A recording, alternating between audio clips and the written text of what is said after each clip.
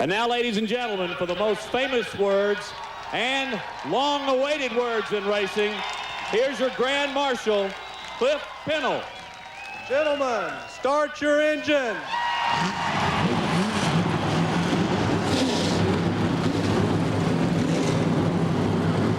After 2 weeks and nearly 6,000 travel miles, the NASCAR Winston Cup cars are about to be unleashed on the longest and fastest stock car speedway under bright sunny skies and warm temperatures.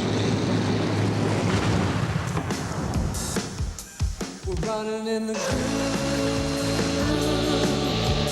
running hooked up with the setup just starting right.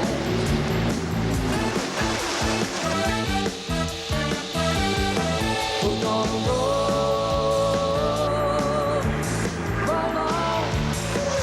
on outside. As these 43 cars get set to roll out of sight, get ready to see a 500-mile fight. You learn very early who your friends are. They're the ones that say, sure, I'll follow your car. While the drivers are dicing out on the track, the crew chiefs are dealing. Hey, let's all pit as a pack. Cooperation's the key, drafting's the game. One ill-timed move can ruin a driver's good name. But when the white flag waves, put the rules on the shelf. Grab 2 handfuls of steering wheel, because then it's every man for himself. I'm gonna drive like I'm the only driver and the track is all mine.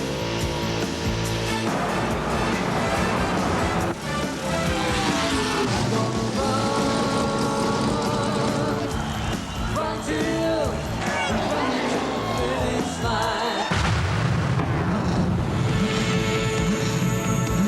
On the restrictor plate tracks, you can look for 3 guys to take the high road to get their way back into victory lane. Dale Earnhardt, Sterling Marlin, and Ernie Irvan. Ernie Irvan is a 2-time winner here.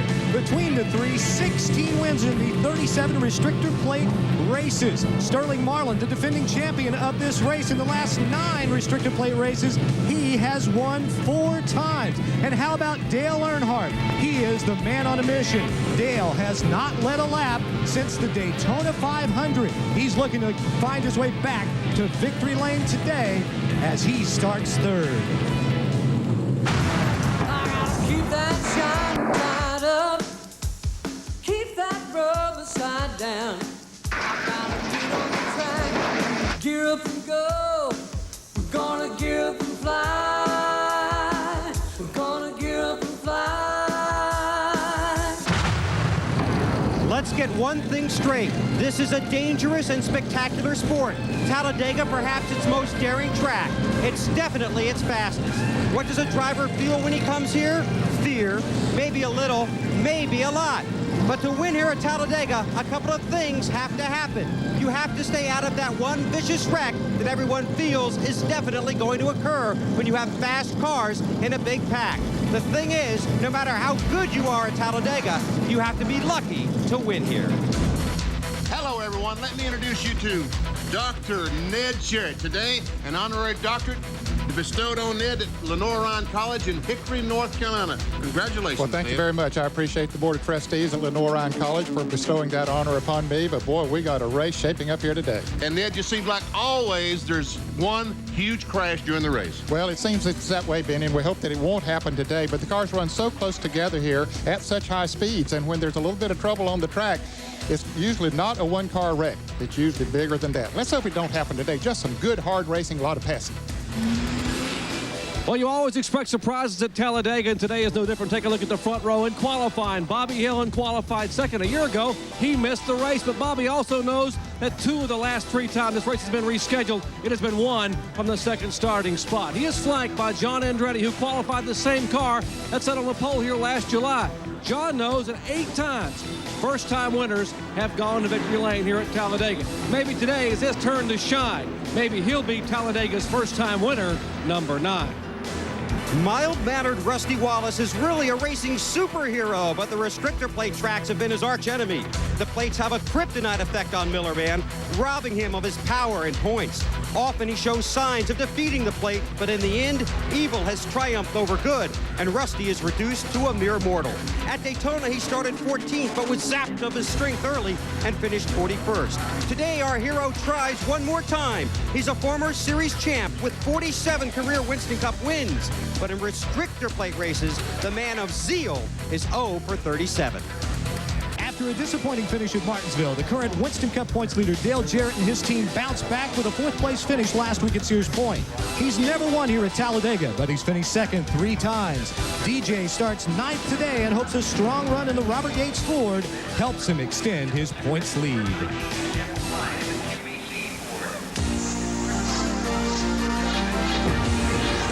ESPN, the world leader in motorsports coverage, welcomes you live to Talladega Superspeedway in Alabama for the NASCAR Winston Cup Winston 500. As we enter the 10th race of the year, it's basically a 3-man battle for the championship. 4 through 10 separated by only 172 points. Hi everyone, I'm Bob Jenkins, and we're just about set to take the green flag and go racing. These drivers have been thinking about this race since the rain out 2 weeks ago. Although they've competed on the road course at Sears Point in Sonoma, California, they've been thinking about this race and surviving the 188 laps that make up the Winston 500 that we are about to see here today. Let's take a look at the starting lineup. On the pole, his 2nd career pole position from Indianapolis is John Andretti. Bobby Hillin has his best career start. Dale Earnhardt has 7 career wins here. Rusty Wallace has his best start in a restrictor plate race. Mike Skinner was the pole sitter at the Daytona 500. Ken Schrader's first NASCAR Winston Cup win was here in '88. Ernie Irvan has 4 restrictor plate wins. Bobby Labonte is 4th in points. Dale Jarrett is in his 300th NASCAR Winston Cup start, and Bill Elliott, the Talladega race, an all-time record holder at 212 miles an hour. Then Jeff Gordon, who won the last race here last fall, and Derry Cope, his best start of '97. Starting 13th, Greg Sachs, 2nd in the 1990 Winston 500, and Lake Speed. On the inside of row 8 is Rick Mast alongside Sterling Marlin, the defending champion. Row 9, Johnny Benson, and last week's winner, Mark Martin. Back in row 10, Jeff Bodine and Jimmy Spencer, Kyle Petty, Robert Presley in row 11. In row 12, the Alabama row, Hutch Strickland and Steve Grissom. Ward Burton, Dick Trickle back in 13th. 14th row, Wally Dallenbach and Michael Waltrip. And in row 15, we have Ricky Rudd and Kenny Wallace. Row number 16 is made up of Brett Bodine and Joe Nemechek subbing for Robbie Gordon. Row 17 is Ricky Craven and David Green. Row 18, Bobby Hamilton and Terry Labonte. Row 19, Dave Marcus and Ted Musgrave. Those getting in on provisionals in row 20, Jeff Burton and Jeremy Mayfield. Row 21, Morgan Shepherd and Chad Little. And Darrell Waltrip in on a champions provisional will start 43rd. So there you have the lineup for the Winston 500. The pace car taking one more lap as the pace begins to quicken just a little bit. There is some debris on the racetrack, we understand, and so we will not get a green this time around. Well, here are the drivers who missed the field. That arrow indicating that Joe Nemechek, although he did not qualify for this event, as Ned just told you, Robbie Gordon is qualifying for the Indianapolis 500 today, and Nemechek will substitute for him. Let's go to Bill Weber for a quick report on pit road. Well, Jeff Bodine felt a vibration in his car on the pace lap, so he brought it down pit road. The crew looked at it. They had a right front lug nut that was loose. They tightened him up, sent the car back out. Jeff Bodine will start at the rear of the field after qualifying 19th. So Bodine catches up with the rest of the field. Well, all that's left now is to take the green flag, to stand on the throttle as hard as you can and turn left. Put your helmet on, zip up the fire suit tight. Gotta put on your gloves, get out and go. Gonna gear up and fly.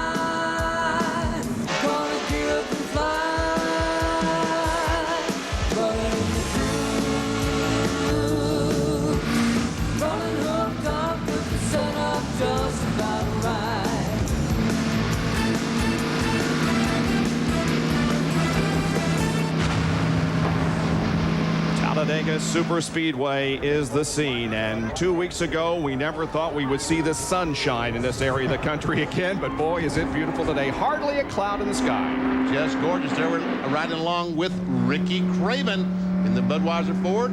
Chevrolet, I'm sorry. There's the Citgo Ford of Michael Waltrip. Mark Martin's onboard camera, the winner last week, the Valvoline Ford. And there's Greg Sachs. We're right along with him today. 24 car, Jeff Gordon. And then there's your bouncing baby boy, Dale Jarrett. Okay, starts in 9th. And we see the food line on board with Bobby Labonte. Well, we have some milestones that are being reached here today in this event. Dale Jarrett starts his 300th NASCAR Winston Cup career event. Jeff Burton his 100th, and also Joe Nemechek his 100th. Well, it's just about time to drop the green flag and go racing. We've been waiting on this moment for a long time, and I know you have too. Almost every seat in the grandstand is full as the field comes down through the tri-oval, and we are set to go racing 500 miles, 188 laps. The Winston 500 from Talladega Superspeedway is about to begin. John Andretti leads them down from the pole position with Bobby Hillin on the outside. And look at Greg Sachs' car. A lot of smoke coming from the inside of the car as they get the green flag and head down into turn 1.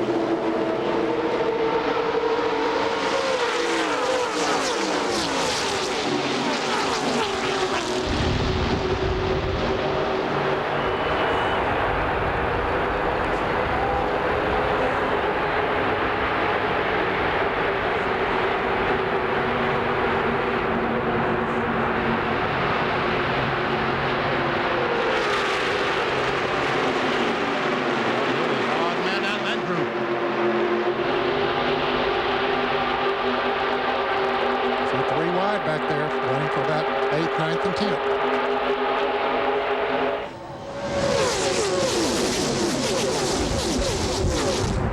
John Andretti has not led a lap in 1997, but he has now. The first lap goes to Andretti.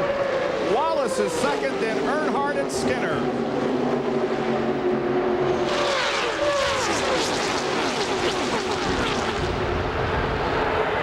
Using every inch of racetrack. We got 3 and 4 wide racing through the pack. Look at this 3 abreast coming off the second corner. Bobby Hill, an outside pole sitter. As I said a moment ago, odd man out. He's fallen back to about 12 to 15. Cannot get back in line. Now we see Sachs' car there at number 20.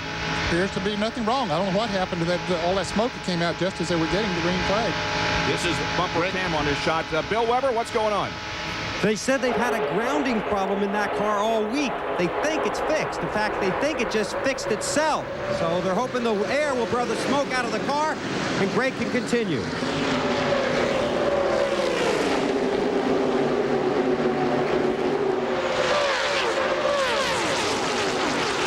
a 4-car breakaway. Then the rest of the field led by Ernie Irvan, Dale Jarrett, and Bobby Labonte.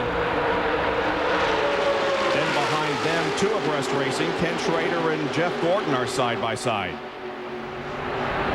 think that group figures they're going to have to single out to be able to run that foursome down up in front of them. Ernie Irvan, Dale Jarrett, and Bobby Labonte.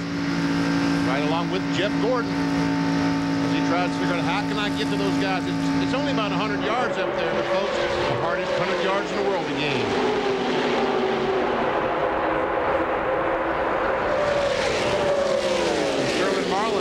Car who was awfully fast in practice yesterday afternoon, the 1 hour practice these cars had, so maybe the 4 and 24 can get hooked up.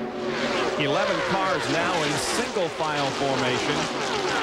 Jeff Gordon back there battling alongside a couple of cars, and really it looks like that Gordon is being left because the fast drafting line's on the outside. The outside does seem to be the fastest lane right now. I think that'll change, Bob, as the tires get it there. Gordon gets up on the outside and says, hey, I've seen enough of them go by up there. I'll just join them. Sterling Marlin looks on the inside of leg speed, but that didn't work. And now what was a 4-car breakaway has gone by the wayside as everybody gets into single file formation, and the field has caught up with those 4 up front.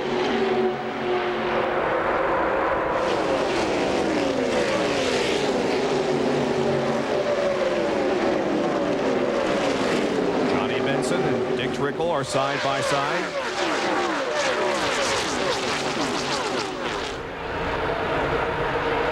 Dick Trickle. There's Terry Labonte, and there's the outside pole sitter, the 77 car of Bobby Hillin. has fallen back considerably here at the start of the race from second position, trying to find his way back up through the field.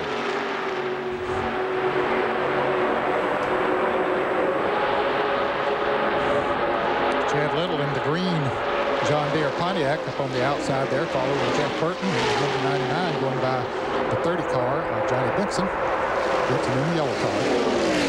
And now Dale Earnhardt and Mike Skinner have both passed Rusty Wallace up front as we continue to watch this side-by-side action in the mid and rear of the pack.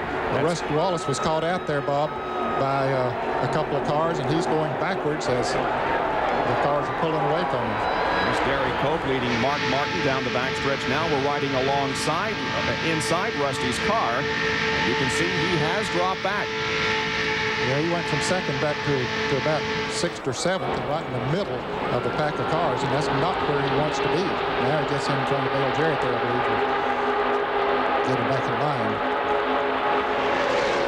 And Sterling Marlin just come up there and passed all of them. Yes, that particular group of cars. He's fast.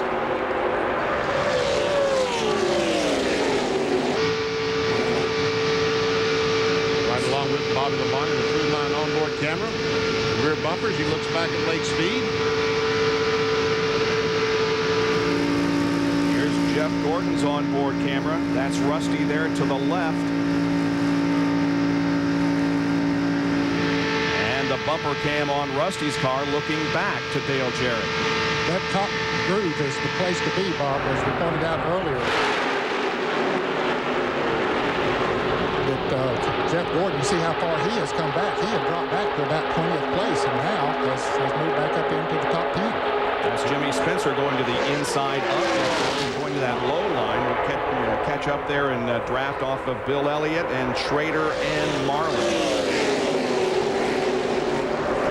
And there is the top 3. John Andretti leading here with Dale Earnhardt second, Mike Skinner, Sterling Marlin fourth. Back at Talladega in a moment.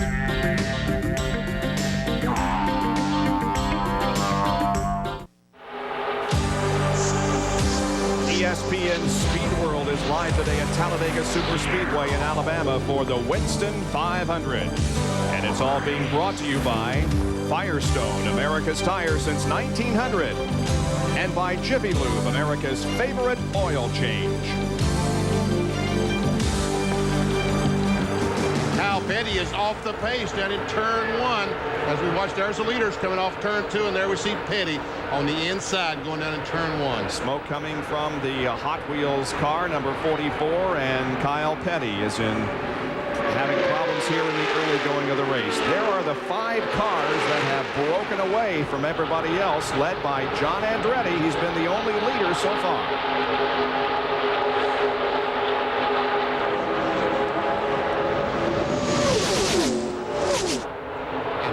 Fourth place car, Kodak Film Chevrolet Sterling Marlin, is awfully fast. Ned Jarrett said it earlier.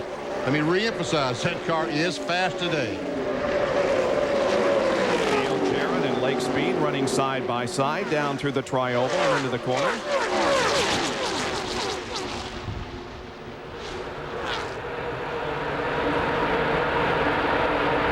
Look how high Chad Little is up on the racetrack with Ward Burton there. 3 abreast again down the straightaway. Boy, Rusty has cleaned that inside. He just his car works better down there.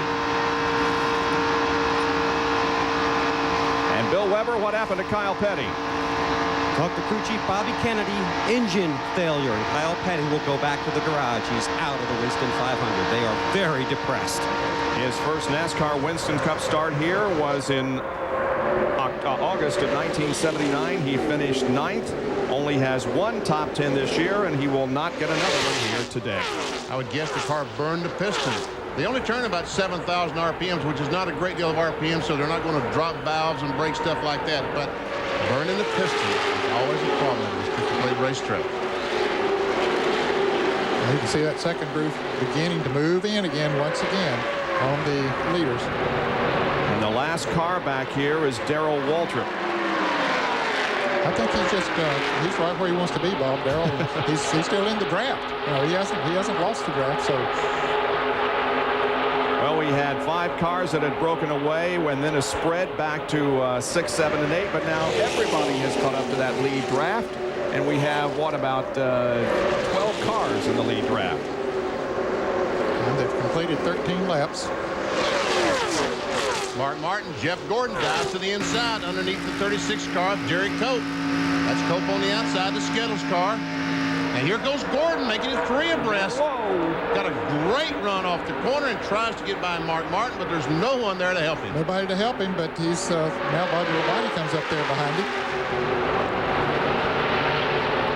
Well, he did have a run off that corner to be able to pull down there by himself and get that car. Wow, Greg Sachs really closing up quick.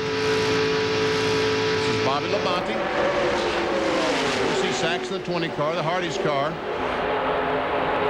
And again, we got some cars running side by side, and that means we have a breakaway. Right now, 3 cars are breaking away from everybody else. And that'll allow some of those a little farther back to catch back up to him, Bob.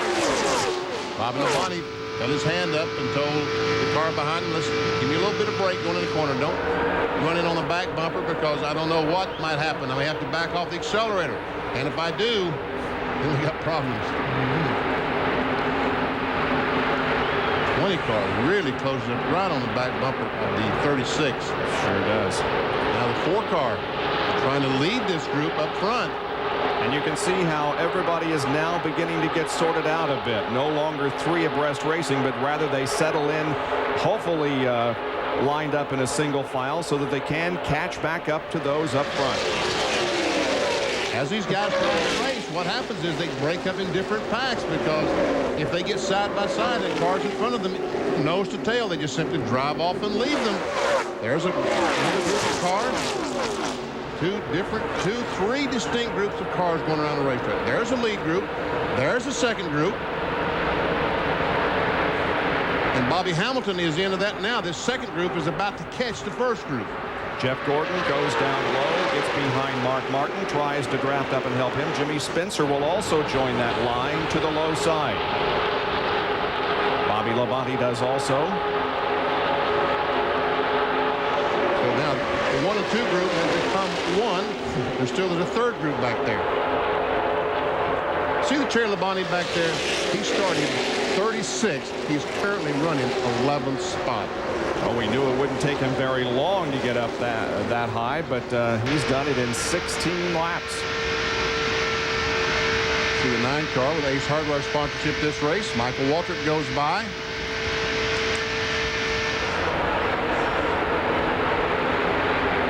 Andretti still setting the pace here. Dale Earnhardt and Mike Skinner second and third. Here comes Mark Martin, who broke that long winless streak last week at Sears Point Raceway in California.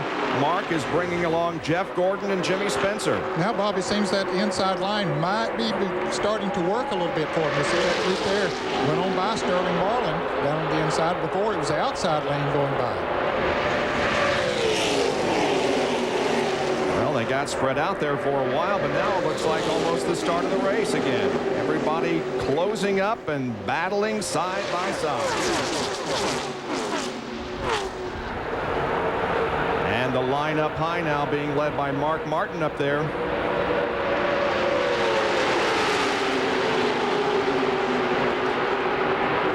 John Andretti, the pole sitter of the RCA Ford, still the leader. Mark Martin won all the Unocal bonus money last week at Sears Point, and so it's back to $7,600 this week for John Andretti. If he should win the race, he will win that bonus from Unocal. Oh, Skinner's got hung out to dry. The outside lane goes by on the outside. Skinner has no one to go with, so it looks like Martin and Jeff Gordon will go by, and here goes a battle for the lead. Dale Earnhardt wants to lead this race. He has not led since lap 49 of the Daytona 500. He will not get credit for leading that race because Andretti was in front as they crossed the line, but now Dale Earnhardt has taken the lead down the backstretch. And they're beginning to get a little racy again, 3 wide. See what happened? Earnhardt passed the leader, and look what happened, how he jumbled up the cars back in 8th or 10th spot just because Earnhardt made the pass.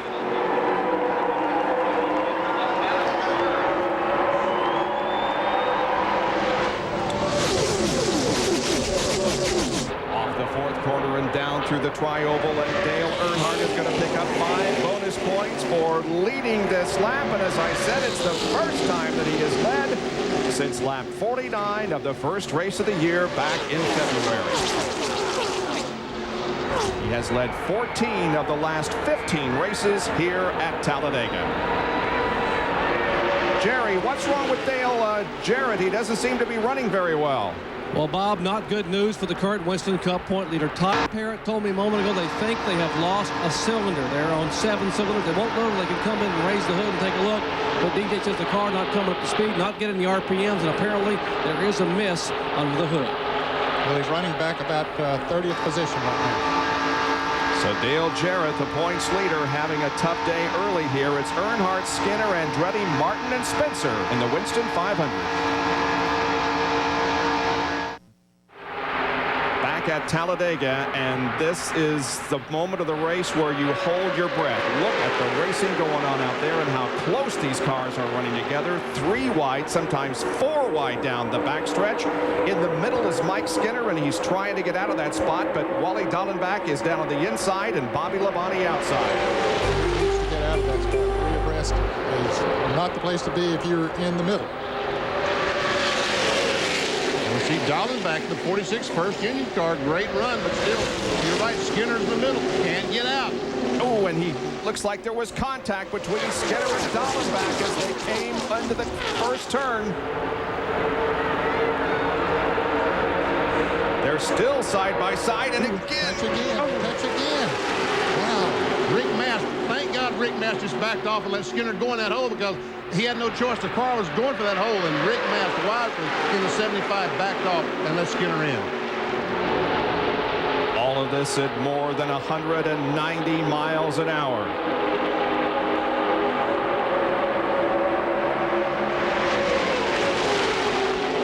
Let's take a look at this. We'll see Michael Walker right along with him. As he come by the start-finish line one more time. Oh, Michael's trying to figure out which line do I go in. Well, that's like on the interstate. Is the left lane going or is the right lane going? Well, it's been both so far. The high lane was the fastest earlier, and most recently it's been the low line. So take your pick. And we talked about the 3 different groups a moment ago. Well, that's all one group. Everyone has caught up. There's only 1 or 2 cars. Look at Andretti take almost Sterling Marlin to the grass. And Jimmy Spencer just drove up there in the middle. He was going to follow somebody, and the hole closed up, and now he gets in behind Andretti, so that'll work out okay for him. But Skinner is still in the center now. He gets back out in line. The 99 car, Jeff Burton, that time got loose getting in the corner, had to back up, lost 2 or 3 spots. That's the Excite battery Ford of Jeff Burton. Earnhardt, Martin, Gordon, first, second, and third. Then Andretti and Bobby Labonte side by side, and everybody else is behind them. Great overhead shot from the Pennzoil copter cam.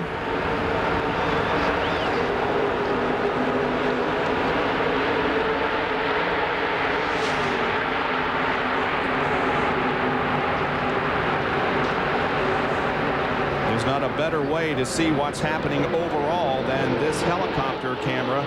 We call it the copter cam, and it's sponsored by Pennzoil.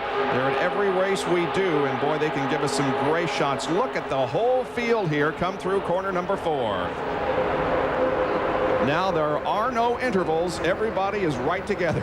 Yeah, I think 1 car is not in the lead draft other than Kyle Petty, who fell out early on. As they come to the start-finish line, there's 1 car coming through turn 4 up there now. Mark Martin would like to lead. He's on the bottom and goes to the front of the field. Here comes Jeff Gordon now right behind him, putting Earnhardt for the moment back to 3rd position. And Mark Martin led the most laps in the Daytona 500. That 1 car that we mentioned is not in that lead draft is David Green in the Caterpillar Chevrolet. Now let's see what Jeff Gordon will do. He's in Mark Martin's draft as they come through the 3rd and 4th corners.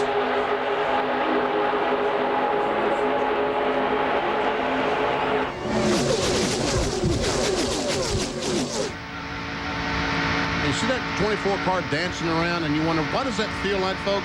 If you ever followed a tractor and trailer down the road and windy and you get behind that trailer and your car kind of moves around? That's kind of what Jeff Gordon's feeling right now at about 190 miles per hour. But I'm going 55 on the highway. Exactly. Here comes Andretti on the inside trying to take over second spot. Mark Martin, by the way, did get credit for leading that last lap.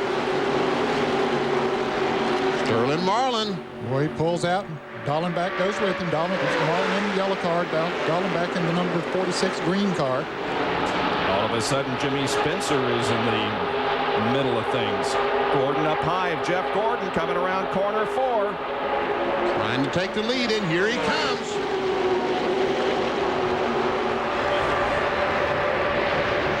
A battle to the line. Who will it be? Looks like Martin is going to hang on to the advantage, but just by a nose. Boy, it was close. Well, if that had been the last lap, I think it would have been a photo finish.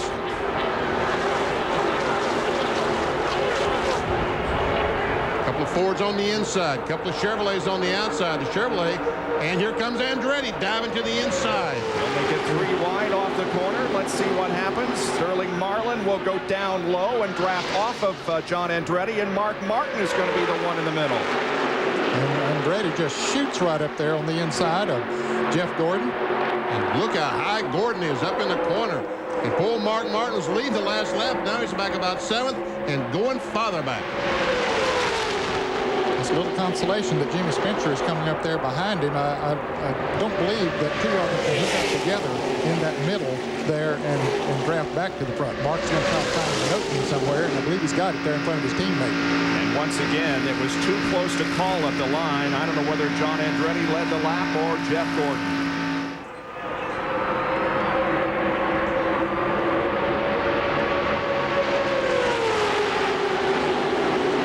Fast cars on the inside, the 4 and the 98, the 2 very fast cars on the outside.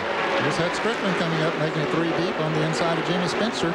And it seems like Spencer is in the middle of the lap. Yeah, he sure is. I don't know if he's content to be there or if he's just a victim of circumstances.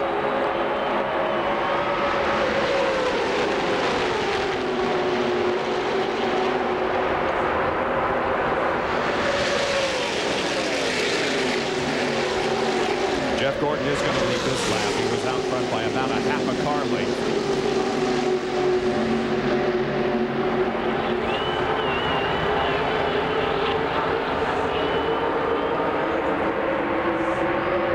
Jeff Gordon going for a bonus of $100,000 today. This is a race, of course, in the Winston Million. If he can win 3 of them, he wins $1 million. John Andretti, when he goes up close to these guys, he's trying to make both those cars block the air rather than one.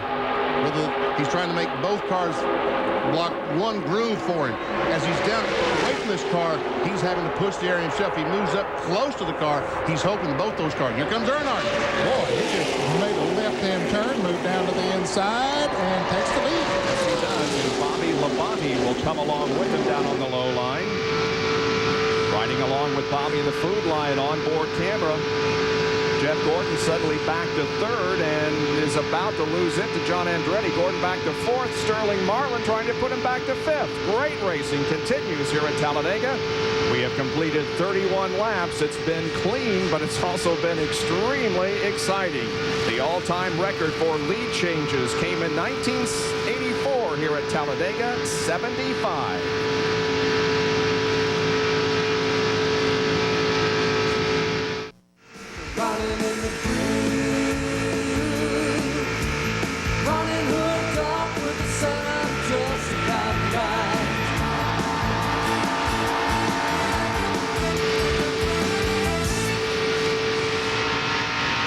Here at Talladega, 34 laps are complete. There's a good onboard shot of Jeff Gordon as he moves around the 2.66 miles of Talladega. Watch him as he turns the steering wheel. You see very little effort. He's not working that wheel back and forth. And we see he's in the straightaway. Now he turns in the tri-oval section of the racetrack. The 18-degree banking. Just goes by the start-finish line, straightens the wheel back out. Goes down in turn 1. And we see he has to turn it a little bit more to get through turns 1 and 2 than he did through the tri-oval. There he hits a bump, and the wheel moves back and forth just a little bit. Great shot from the Quaker State onboard camera. There you can see he is in 5th position as he goes down the backstretch, and Ward Burton has caught up to him in the MBNA Pontiac.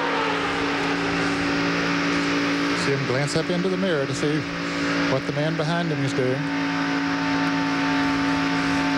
7 cars there in that lead pack about to try to break away. They're in single file and pulling away a little bit from that 8th place car. Andretti trying to dive to the inside. But that'll change that because as they start racing up front a little bit. Ooh! Wow. Andretti and Bobby Labonte almost got together.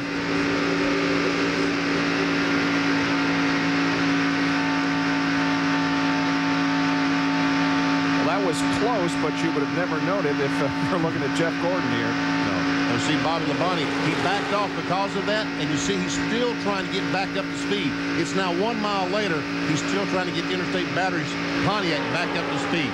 And the 77 is coming back up through the field. He started second, lost several positions, went back into the 20s, and now he's back up there with the leaders, and he's being very patient. Bobby Hillin in 77. I'll tell you what, you're going to have to be patient before this day is over. You cannot use everything up.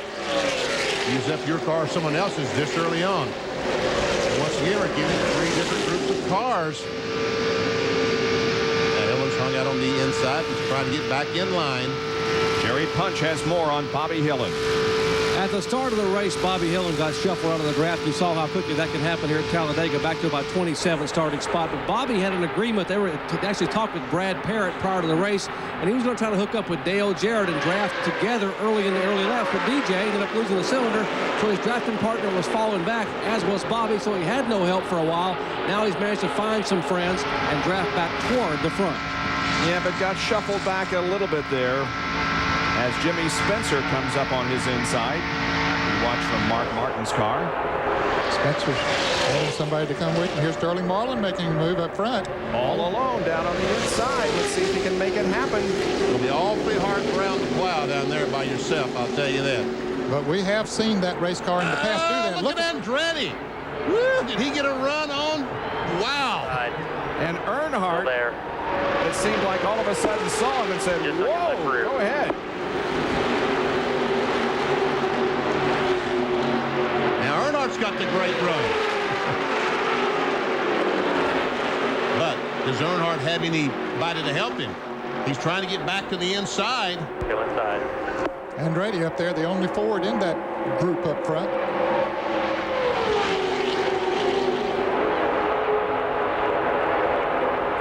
Mike Skinner, his teammate. Talk clear behind the 3 if you want. And Jeff Gordon's going to go out on the outside. Ooh. Okay, you're on the inside or middle. Yeah, he's in the middle. That's John Engine man. Clear behind the 31. Clear behind the 31. Ooh. Close. That's engine man Tony Culla talking to John Andretti. Can't see back there.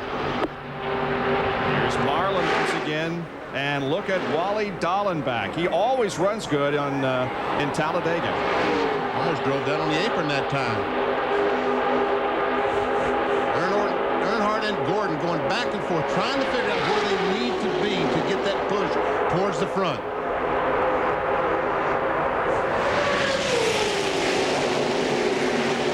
And those 3 groups of cars I was talking about a moment ago, back to 1 group. Again, they are side by side, just like lap 1, except this is lap 40. And these are different players up front. Yeah. Kerry Irvin back about 12th spot in the middle. Now he has a spot he can jump back in line. Gordon and Earnhardt continue to slug it out up front. John Andretti tucked right in behind Jeff Gordon.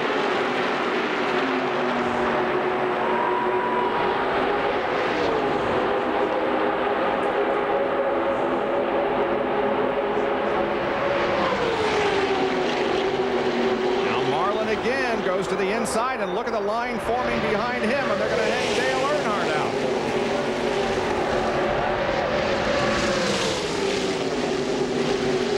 They slow down about a half a second a lap when they get side by side like that. They were running about 50 flat. That time was about 50, 55. So Earnhardt about 7th or 8th.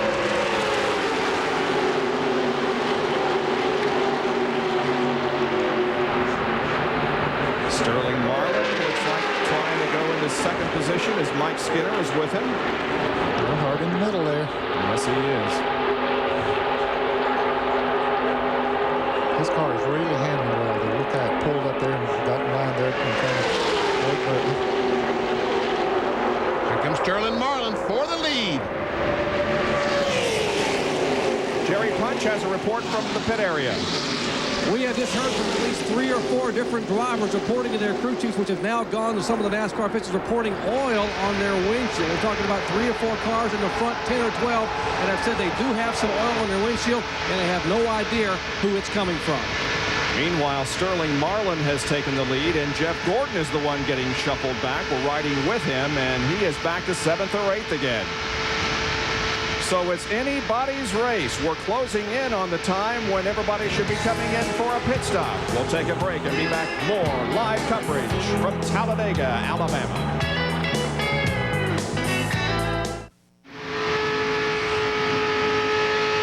45 laps completed in the Winston 500, and Sterling Marlin, a 2-time winner here at this speedway. He won this race in '96 and the summer race in 1995. He is the leader.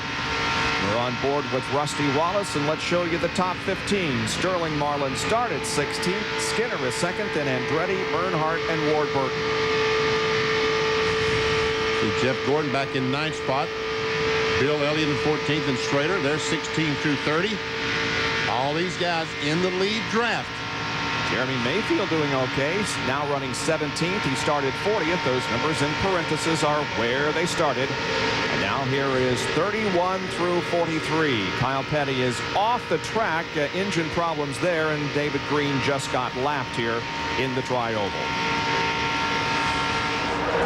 So here comes Marlin now, leading about 5 cars down the backstretch. I guess 6 cars, and then a bit of a separation back to Dallenbach in 7th. Mike Skinner 2nd, and John Andretti 3rd.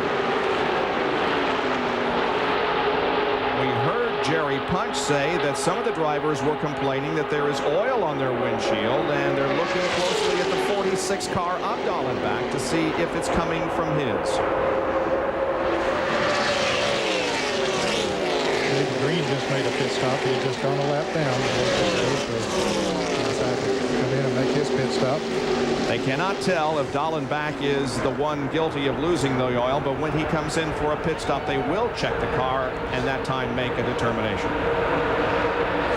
You see Dallenbach back in about 7th or 8th spot.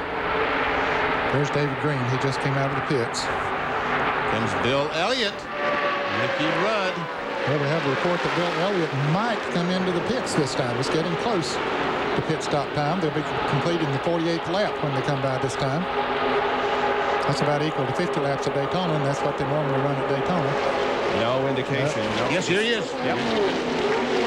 Bill Elliott, the first car to pull out of the lead draft, and no one comes with him. Here's Jerry Punch. 65 miles an hour. They wanted to hang about 2 more laps when we're going to see wholesale pit stops around lap 50, but Elliott on the fuel mileage situation could not afford to wait and run out of gas. Here's the McDonald's Ford Thunderbird. They will change only 2 right side tires. Green flag pit stop. Talladega, the tire wear manufacturer, only right sides for Elliott. Try to get it full of fuel. Right front, right rear on, second can of fuel up. They hold the weight on the gas, and he is down and away. 13.5 seconds for 2 tires. And it's going to be tough for him to stay on the lead lap. Yes, it will, but the others will be coming in, Bob, here pretty shortly. Let's see if they're coming in this time. Nope. The leaders aren't, at least. Nope. Top 6. Top 12 stay out. So Bill Elliott is going to be on his own. Catch back up in the field. Here comes Dick Trickle and Johnny Benson for pit stops. 4, 3, 2, 1. That's good. That's good. John Kernan can see Dick Trickle. Dick Trickle's engine momentarily stalled, but as soon as the first can of fuel went in, he fired it back up. The engine is running. They were going to make a chassis adjustment in the right rear. Only 2 tires. Let's go to Bill Weber. Watch your pit road speed. Watch your speed. And he's away. 2 tires for Benson on the right side. He's away. Wasn't happy with his car yesterday. Made some big changes this morning. But so far it hasn't turned out as planned for Johnny Benson. Here comes the leader, Bill. Sterling Marlin headed down pit road. Some of the others stayed out there. Ricky Rudd coming down pit road as well. In fact, there's about 10 or 12 cars that are coming in right now. Rudd, Strickland, Dillon, Grissom, others coming in. There's Greg Sachs flanking off and hitting his pit stall. Kenny Wallace, Brett Bodine, Steve Grissom, she said. Here's Jerry Punch. Right side tires on the Jasper Engines Federal Mogul Ford of Bobby Hillen, who qualified second. After being shuffled out of the lead draft, he had worked his way back into the top 15. Right side tires, they clean the windshield. As you watch these cars go by, here is Jeremy Mayfield down and away. A number of cars pitting. Next time by, we should see the leaders come on the pit road, including Jeff Gordon and a whole slew of cars coming down from what should be a 2-tire change. Well, a whole slew of cars are right now trying to get out of the pit area, and they have successfully. With Bobby Hillen among those last out. Now Jimmy Spencer has come in for his stop. And the crew goes to work. Ooh, coming very close to going over that line there. Of course, they had to push him back just a little bit. It's Rick Masbrock at the bottom of your screen there that came in. There's Ricky Craven now at the bottom of your screen in the red Chevrolet. Most everyone changing right side tires and filling them up with that Unical gasoline. There you go, the Skinner's car. Next to Vince. Ricky Craven is down and moving. Now another big pack of cars will come in this lap. And this group is going to include Skinner, Andretti, Earnhardt, Gordon, and others. Here they come. Oh, and Andretti almost runs in the back of the 31. John Kernan. Down in Bobby Labonte's pit, he had run as high as second, but got shuffled back. He worked his way back up to 6. It'll be a 2-tire change. Jimmy Maycar and the crew, only 2 tires. Let's go to Bill Weber. Right side's for Earnhardt. He has an opening right in front of him. They're waiting only on the fuel. The tires are on. Now Earnhardt's away. Jerry Punch. Jeff Gordon, 2 cans, 2 tires, no adjustment. They pull the jack in gear, and he's down and away. Earnhardt goes by. Bobby Labonte goes by. There is Skinner. Likewise, 2 tires only for John Andretti in the RCA 4. Oh, looks like Waltrip had a tough time getting out of the pits. Now he's okay. Wow. And back onto the racetrack they go. And the amazing thing is there's no cars going by. Now finally here comes Sterling Marlin to try to pass this group of cars. Rusty Wallace leading Ward Burton, Mark Martin, and Jeff Burton. Now these guys are running about 100 miles an hour, and just behind them, in a second, we're going to see some cars running 190 miles per hour. Now they're working up speed. Now they're probably up to 130, 140. But you can see them. The 4 cars, Sterling Marlin was coming like a house of fire. Here's Jerry Punch again. Ted Musgrave in for his pit stop on the Family Channel. Prime Star Ford right side tires going on, getting it full of fuel. A little trouble with the right rear. They finally get the lug nuts tight. They're waiting on the gasoline, and now he is able to get down and away as the field comes by.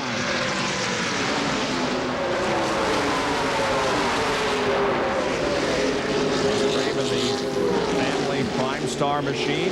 There's Earnhardt, Gordon, and Skinner. After all that, there's the leader of the race. Jeff Bodine coming in for a stop. Remember, he had a problem at the beginning of the race. Bill Weber. And now Jeff Bodine is back in for right side tires. They will make a wedge adjustment on the right rear. Fuel going in. And they're waiting now on the fuel only, waiting to top off the tanks. Jeff had to pit on the pace lap to tighten the right front lug nuts. Now he's returned to the race. The QVC Ford makes his way back onto the racetrack. Meanwhile, here come those who have already made their pit stops and are back up to speed. And we'll take a break and be right back for more in Talladega. Welcome back to live coverage of the Winston 500 from Talladega. Dale Earnhardt leads Jeff Gordon and Mike Skinner.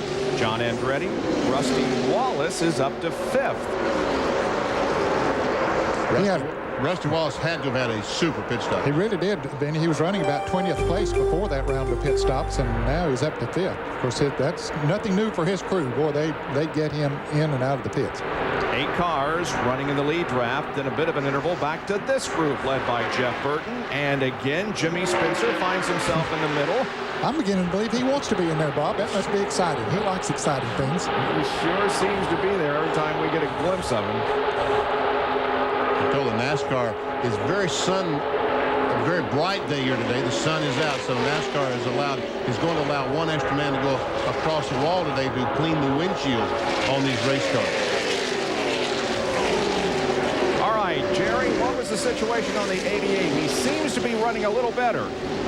Well, Bob, maybe a little bit better, but because that was a green flag pit stop, they didn't have a chance to look under the hood and see what the problem is. I just talked to Steve Allen. He said, if we get a caution flag, Doc, here's what we're going to do. We're going to come down pit road, raise the hood, take a crayon, and we're going to mark each header pipe. And whichever pipe the crayon mark doesn't melt on, that's the one the cylinder isn't firing. We'll take that plug out. Hopefully, it's just a fouled plug on the start of the race. If that doesn't fix it, then we're going to change the carburetor. That's all we can do is hope and pray, but we've got to get a caution first. That's an interesting way of finding it. Is that something that's been going on for a few years? Well, they spray water on the exhaust or put crayon on it. The cold one is the one that's not working. Right. Well, now Dale Earnhardt is running about 50 seconds flat up there leading the pack around here. And he was talking about Dale Jarrett and with his problems. I had him the last time. I got him right now. And he ran a 49.64. The last time was 49.16. However, he's in a heavy draft back there coming up on cars. But doesn't seem to be affecting him that much right now. We talked about the 46 car, Wally Dallenbach, and might be losing some fluid. NASCAR checked his pit and found no evidence of any oil in the 46 pit that last pit stop. So Dale Earnhardt continues the lead here as you watch a Radio Shack field summary. Earnhardt, a 7-time winner at Talladega, 70 career wins, and 7 of them have been here. He's won this event twice, and he has won the summer race 5 times. Well, he loves his place because it's fast. The last time he was here, he experienced a terrible crash in the tri-oval late in the afternoon. He would like to forget all that by winning here this afternoon, and it would also break a long winless streak for Dale Earnhardt. Only one car not on the lead lap. That's David Green, and Kyle Petty remains off the racetrack but not declared out of the race officially. But no longer do we have them all running in one pack, Bob. They've broken up those pit stops as they normally do. Green flag pit stops will break them up. You have 7 cars that are out front pulling away a little bit now from another pack of cars that has 7 cars in it. Well, Dale Earnhardt not only has 7 wins, he has 18 top 5s, 22 top 10s, and 1,148 laps led at here at Talladega, and he is adding to that laps led statistic at this moment.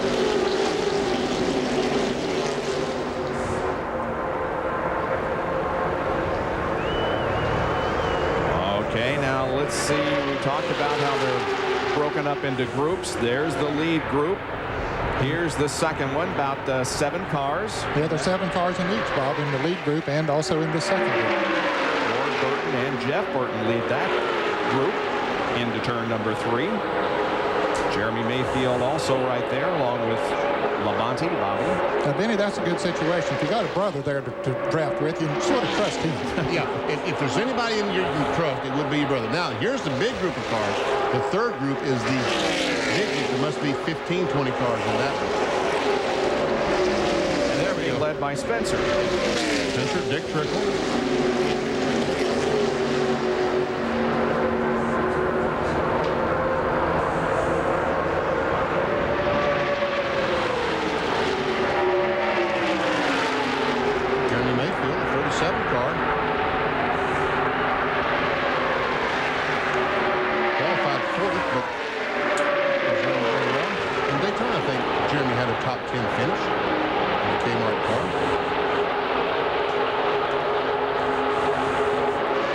Yes, he did. He finished 6th in the Daytona 500. Back to the lead draft. The 7 cars. Rusty Wallace in 5th spot.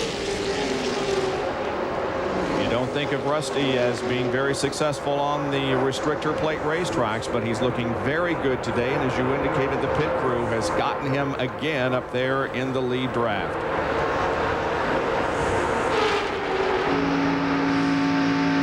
See the Jeff Gordon Gordon right along with him. The 1-800 Marrow 2. You know, Hendrick Motorsports, the guys at the race shop had a donor drive about a month ago. And I saw them yesterday. They are so excited. They found a potential match for someone, not Rick Hendrick, but for someone with leukemia, a potential match at Hendrick Motorsports. They are pumped up about that. That is great. Here's Bill Weber. Okay, down here in the Dale Earnhardt pits, I just talked to Mike Thomas, one of the tire specialists for Richard Childress Racing. These are the right side tires that just came off Earnhardt's car. He says the temperature is perfect. He said the wear is perfect. He says Dale says the car is perfect. Earnhardt hasn't been able to say that very much. He's in the lead right now. But come back here and let me show you one more thing that isn't so perfect. The paint that says Goodyear on this right side tires. It's made contact somewhere at about 190 miles an hour. That's a good thing you got that one off, Bill.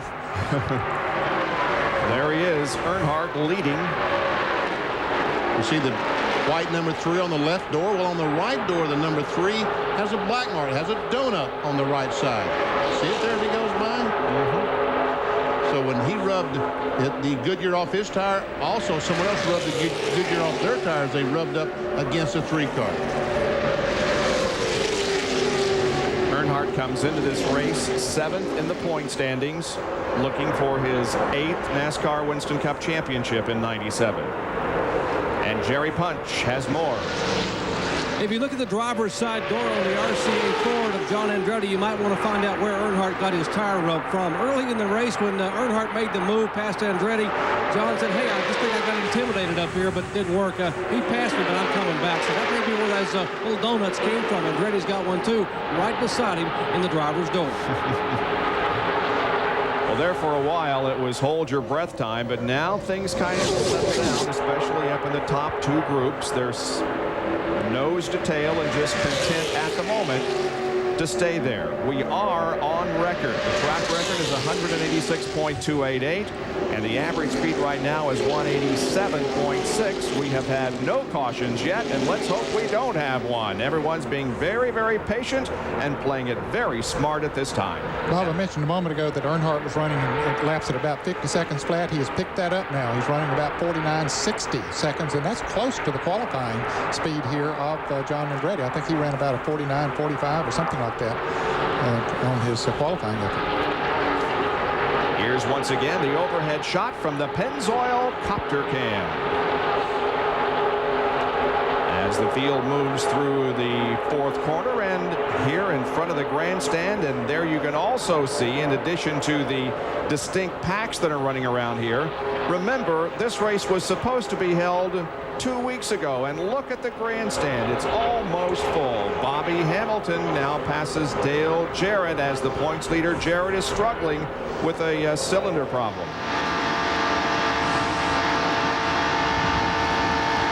The advantage that he carried into this race, 40 points over Terry Labonte.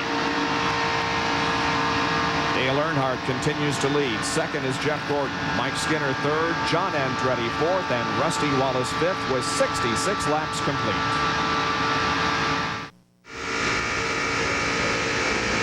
Well, you're riding along at 190 miles an hour plus with Ricky Craven. Looking back on Wally Dallenbach and Joe Nemechek substituting for Robbie Gordon. Here's a Radio Shack Field summary. The top 15 as they stand at the moment. Like Jeff Burton and Jeremy Mayfield are the ones that have really made a great climb here in the first 69 laps of the race. Also, Ward Burton started in 25th. Worked his way up to 8th spot. I think looked 16 through 30.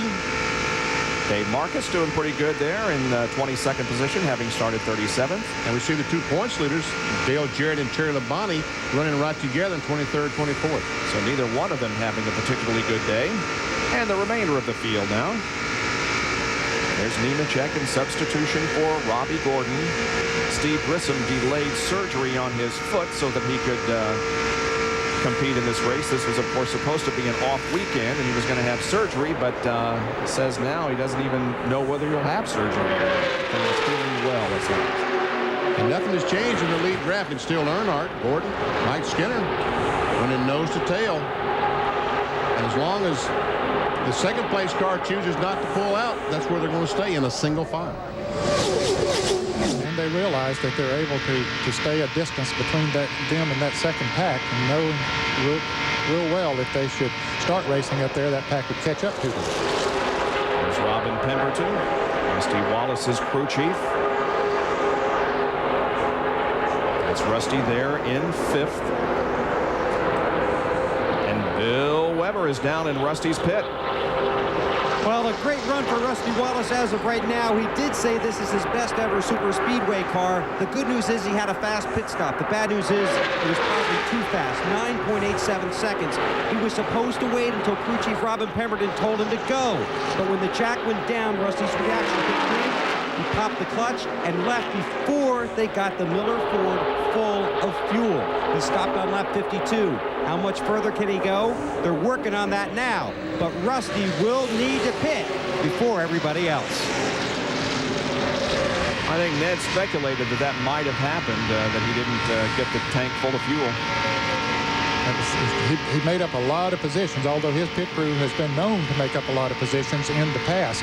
But he made up at least 15 positions on that green flag pit stop. That's a great shot, isn't it? Look how relaxed Rusty is. He just waving back to the car behind him, Sterling Marlin. It's like a Sunday drive, waving to your neighbors and going on down the highway. Said, oops, you're on the outside of it now. Now, if this thing should go green all the way, I'm sure that most of them will plan to make just 3 pit stops. And Rusty would have to make an extra one, and that would be detrimental. Yep. Now Sterling Marlin and Mark Martin come up on the high side and pass Rusty. Try to pass Rusty. Almost, yeah. And meanwhile, what they did when they pulled up on the outside, they let that group behind them gain about 1 second on them. Exactly right. Just happens that quickly. 2 cars get side by side, and that group back there is coming on. So instead of a 7-car lead draft, there's going to be about 15 in it here shortly or more. It also has allowed a little bit of separation among the top 3.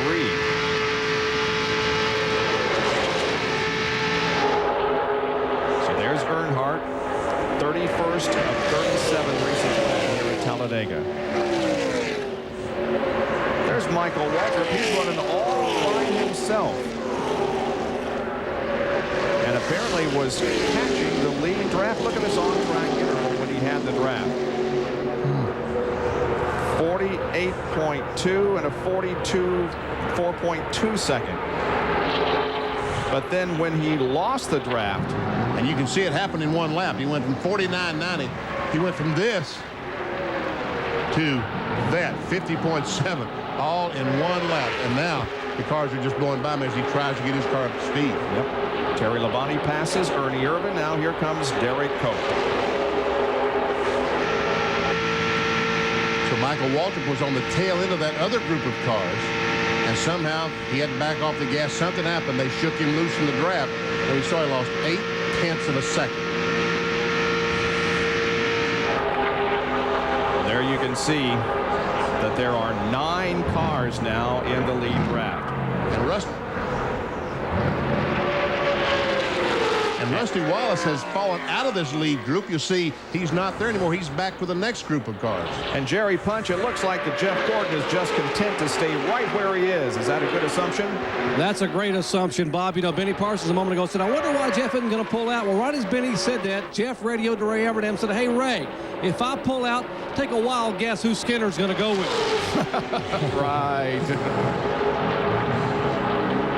That's Mike Skinner doing a great job there. And John Andretti trying his best to figure out, now, what can I do to pass these guys here? He really and truly, moving back just a moment ago, was very, very aggressive. That said, I want to get by. Now he's told Sterling Marlin, I want to go by. So Sterling pulls up behind him. They're going to try to get a run now and work on these guys up there. So there they are down the backstretch, and a second distinct group right there, and Rusty is in that second group in the middle of it, so he has lost several positions just in the last few laps. 76 laps completed here at Talladega. It's Earnhardt, Gordon, Skinner, Andretti, and Sterling Marlin. We'll be right back.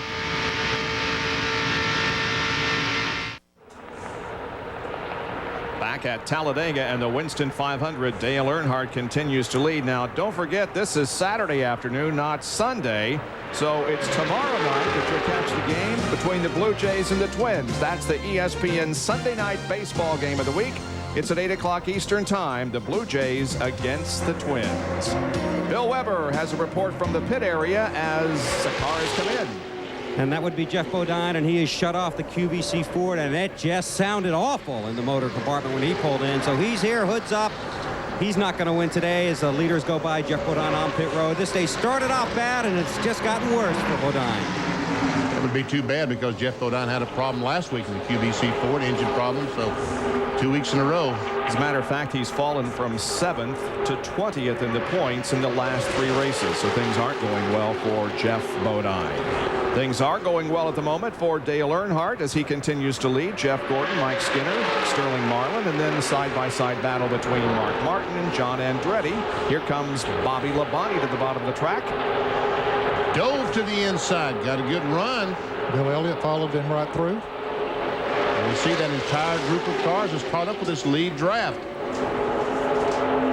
Here's a Radio Shack Field summary. Marlin started 16th and Martin started 18th. There you see the pole sitter John Andretti running 6th at the moment. Mike Skinner on the outside. Yeah, they're getting a little racy up there again. Yep. They've decided that follow the leader has gone long enough, some of them. Although Gordon's sticking right there with Earnhardt.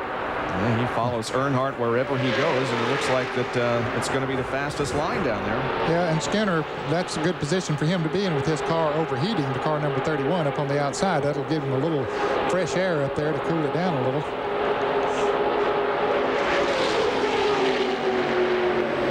In the commercial break, we did have a report from the pits that Skinner's car was water running a little bit warm, and he could not stay in line the way that he needed to or wanted to, actually.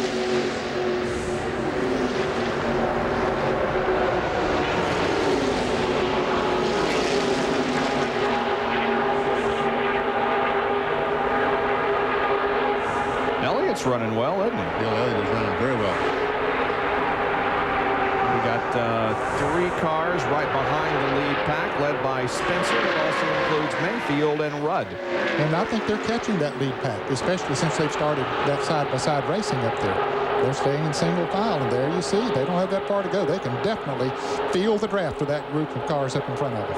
Let's take a look at Jimmy Spencer, who's running 14th, and compare him to Dale Earnhardt. Wow, has that interval closed up? Well, we see that 50.7, but look, 9, 7, 6, 49.6, 49.8, and he closes in 4.5 seconds to a little over 2.5 seconds. So he gained 2 seconds, almost 2 seconds on the leader. And of course, the other thing to look for in that was the fact that Benny still can't draw a straight line on the telestrator. That's true.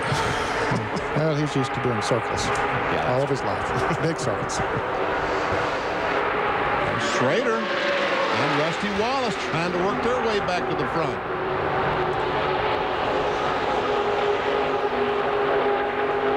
Well, you're just as fast as the fellow in front of you, aren't you? Yes, sir. That is it. Yep.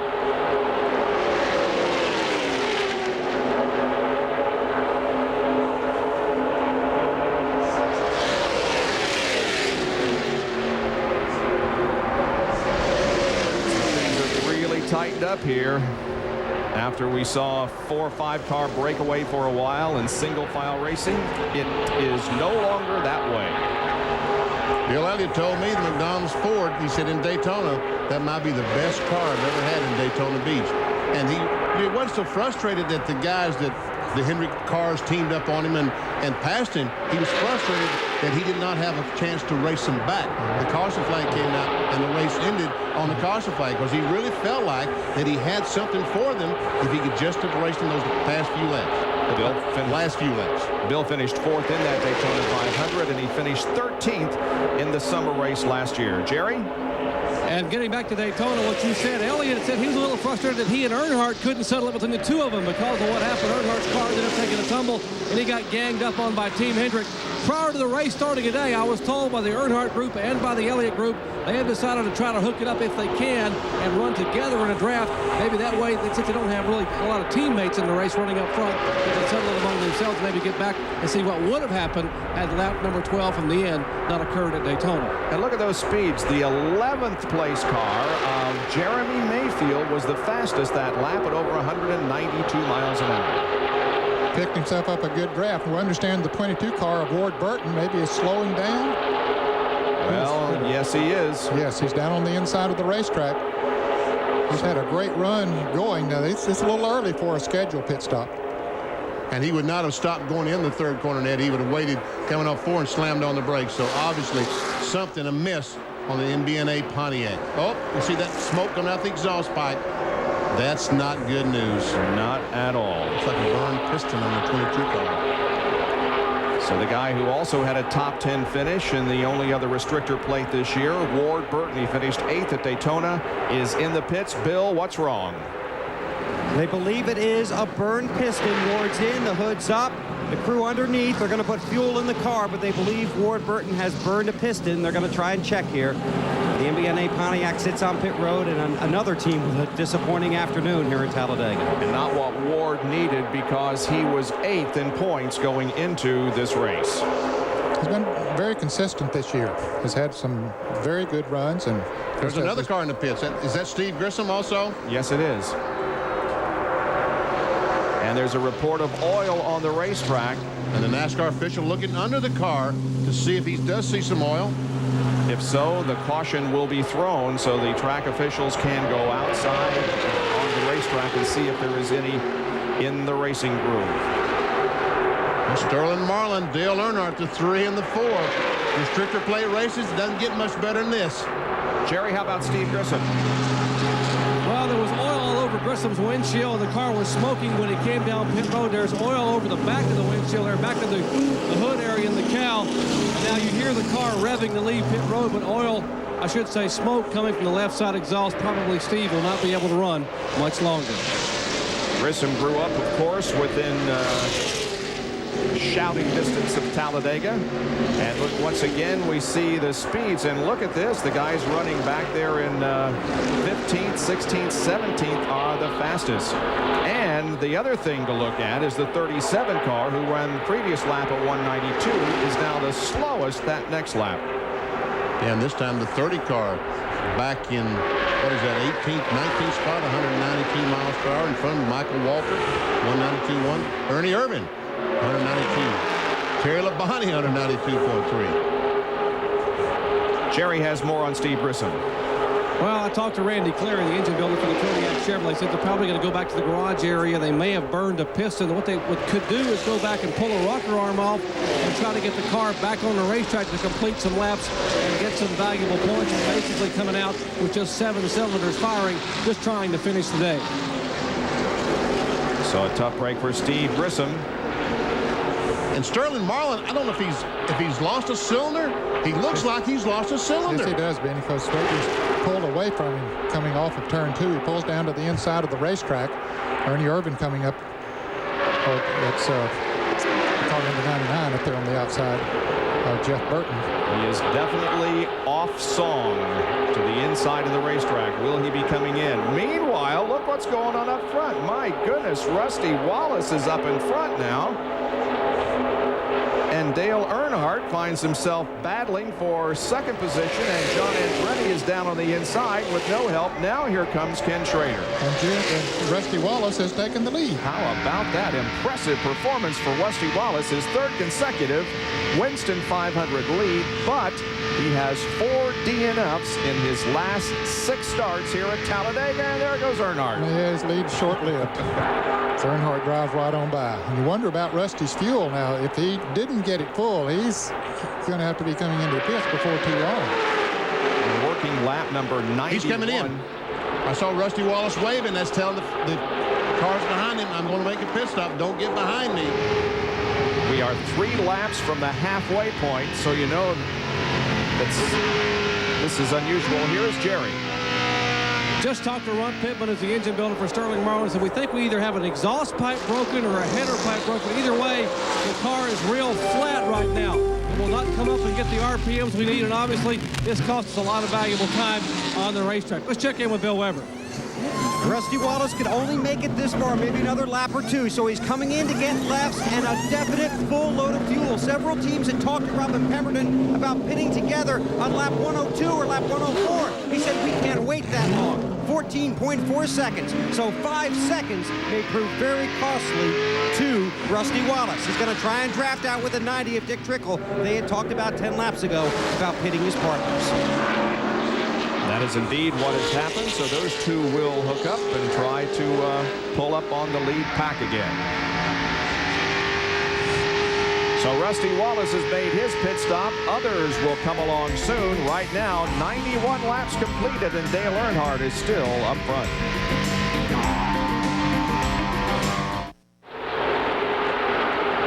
Six cars in the lead draft. There you see them all at the Winston 500 here at Talladega. Dale Earnhardt leading the way still. Those 6 cars, nose to tail. John Andretti, Jimmy Spencer, Mike Skinner, Bill Elliott, and Jeff Gordon. They put some distance on the second group of cars because, as you can see, they got in line. They were able to run a little bit faster. And the second group, the 7th place car, started racing with the 8th place car side by side, and they're simply driving away right now. Plus the fact that Earnhardt is coming up on some of those cars that made pit stops. Rusty Wallace, Dick trickling down, and he is turning some very fast laps right now. His last lap was at 49.54 seconds, so that's about 193 miles an hour. If you like to go online with your computer, the NASCAR website is www.nascar.com, and there you can find just about any kind of information that you want to. NASCAR is also running a Busch race today and a truck race today, and you can find the results and all the information about those events and others by going online and calling up www.nascar.com. Earnhardt quickly got on the inside of the 97 car of Chad Little. Unfortunately, that move would have worked great, but at this racetrack, it's just so hard to leave someone. There's Mike Skinner in the 31 car. He might get caught up some of those lap cars. And there's Kyle Petty also to the inside of the racetrack. He has had problems from the early going, but he is back out there. And now Earnhardt tries to wrestle the lead away from Rusty Wallace. He's trying to lap Rusty Wallace, who has already made the second pit stop. Well, one thing Rusty Wallace does not want to see right now is a caution until everyone else has made their second pit stops.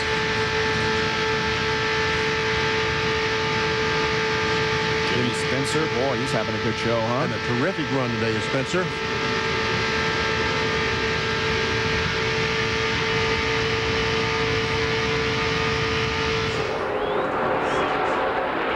Finished 5th here at Talladega in last summer's race. There are Kyle Petty and Chad Little running side by side.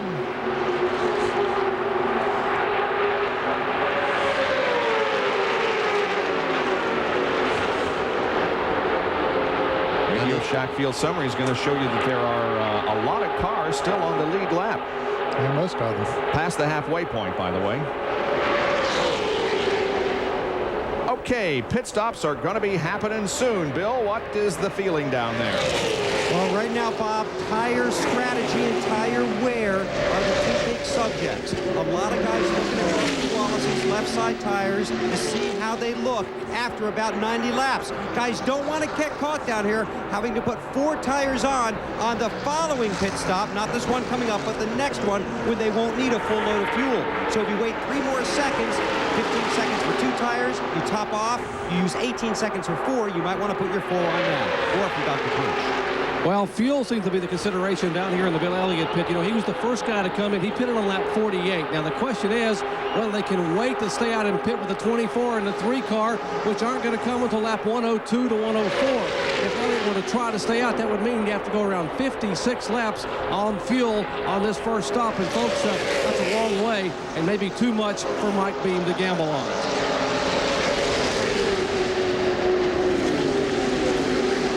So those pit stops coming up shortly. But right now, Dale Earnhardt continues to show the way. He has led 61 of the first 98 laps. We have had 8 different leaders and 12 lead changes, and we have not seen the caution flag at all this afternoon. Mike Skinner trying to take over the second spot from Andretti.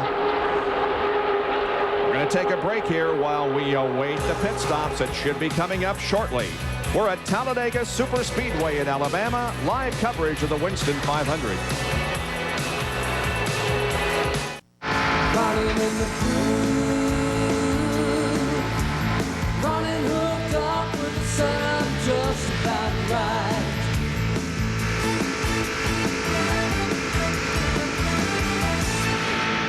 They are running in the groove in the bright sunshine here at Talladega as 102 of 188 laps are complete. Second round of regularly scheduled pit stops coming up shortly. And as of right now, Terry Labonte has gone into the points lead in the NASCAR Winston Cup competition. Jarrett back to second. Jeff Gordon 28 behind, then Martin and Earnhardt up 2 positions to 5th. That's as if points were awarded right now. Bobby Labonte would lose 1, Jeff Burton lose 1, Hamilton up 1, Rudd up 1, and Michael Waltrip would move into the top 10 from 12th position. Several cars making pit stop. Bobby Hamilton coming out. Brett Bodine coming out of the pit, so is Chad Little and Jeremy Mayfield. Here's more coming in. Bill Elliott, Jeff Burton, Ricky Rudd, and Ken Schrader. Here's John Kernan. They're going to the right side to change tires on Jeff Burton's car. Of course, they will need one more pit stop to go the distance. If this race remains green, they changed right side tires last time, made a right rear chassis adjustment. Let's go down to Bill Elliott's pit and Dr. Jerry Punch as Burton leads. Well, Elliott wanted to be able to wait a little longer, but he couldn't wait and stay out. Right side tires already going on. Now left side going on as he is about to leave pit road. Others coming in. They wait to get left rear. A little bit of a problem. Now problem with the lug nuts on the left rear tire. 2, 3, 4, 5 seconds. And now they pull the car. Now he refires. About 7 extra seconds cost Elliott some valuable time as he's down pit road. And here comes the lead pack through the tri-oval. Well, that was a very slow pit stop for Bill Elliott. 2 or 3 seconds that they spent when the lug nuts fell off the left rear tire are going to cost him dearly. Yeah, he's not even going to be able to catch on to the lead pack. He's already a lap down. However, the others will have to stop. Mark Martin and Jimmy Spencer are also in for their pit stops. Right side rubber going on the 6 Valvoline car of Martin. They're working on the left side of Jimmy Spencer's machine. Changing left sides on the 6 car. Let's see the 23 car only changed left side, did not change right. Mark Martin chose to change both sides. See Dale Jarrett coming in, the Ford Quality Care car, and Mark leaves the pits. Here's Jerry in Jarrett's pit. Well, left side tires only for Dale Jarrett. They cannot afford to go a lap down. Remember, they're on 7 cylinders, so they wanted to get a caution flag to have a chance to be able to raise the hood. Left side tires on, full of fuel. The Quality Care Ford is down the way. Earnhardt is in the pits. Let's go up pit road. Certainly one of the shining moments for Dale Earnhardt this season, running well at Talladega. This is expected to be a 4-tire stop. Then he'll only put 2 on next time. Teams have worked out strategy. This is 4 tires for Earnhardt. They come around to the left side. His teammate Mike Skinner is in his pit stall, 2 behind Earnhardt. He's right behind Earnhardt. Earnhardt's got 4 tires. Working on the left front. That took a little while. He stalled it. Gets a little push, refires. Skinner's still sitting on pit road, working on the left side of his car. And now the fuel can goes down. They toss that over the wall. Still fueling the 31 Lowe's Chevrolet. Now they've got all the fuel in. Waiting on the lug nuts. Car is down. Skinner cannot get it started. They're going to have to push it. Skinner may have run out of gas. They're pushing it down pit road. He gets it fired. Off he goes. Here comes Joe Nemechek. Wally Dallenbach out of the pits. Fast. And finally, Skinner. That's going to cost him, too. He's going to be way back in the pack where he was up in the front pack. Talking about Mike Skinner. A little extra time. Michael Waltrip might wind up being the leader of this race, guys. I think he only took on 2 tires, but he beat Earnhardt and all of them out of the pits. On board with Michael Waltrip and the Citgo onboard camera. He started in 28th position and is being shown as the leader at the moment. now NASCAR may say that the 4 car is the leader. Now, I don't think that the 4 car, if that's the case, the 4 car hasn't pitted yet then of Sterling Marlin. There he is running by himself, and he has not pitted, so he would be the leader of the race.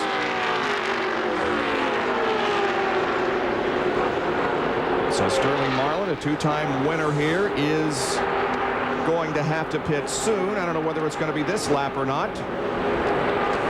Apparently not. He comes off the 4th corner and stays on the racetrack, and so he'll go around at least one more time. And there are the statistics for Sterling Marlin at Talladega. 28 races, 2 wins, and 12 top 10s. Back in a moment.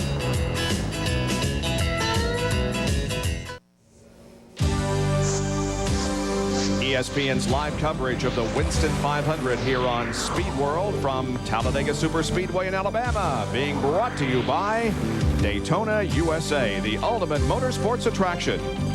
By Texaco Havoline Formula 3 motor oil. Add more life to your car. Take it to the star. By the more than 1,525 AutoZone stores across America. AutoZone, the best parts in auto parts. And by Team Monte Carlo Chevy, the cars more champions trust. Well, Sterling Marlin has made his pit stop, and that gives the lead to Jeff Burton. He took a provisional to get in this race. There he is, running behind Greg Sachs. Second place is Ricky Rudd, and then is Ken Schrader. These cars come through the trial to the start-finish line.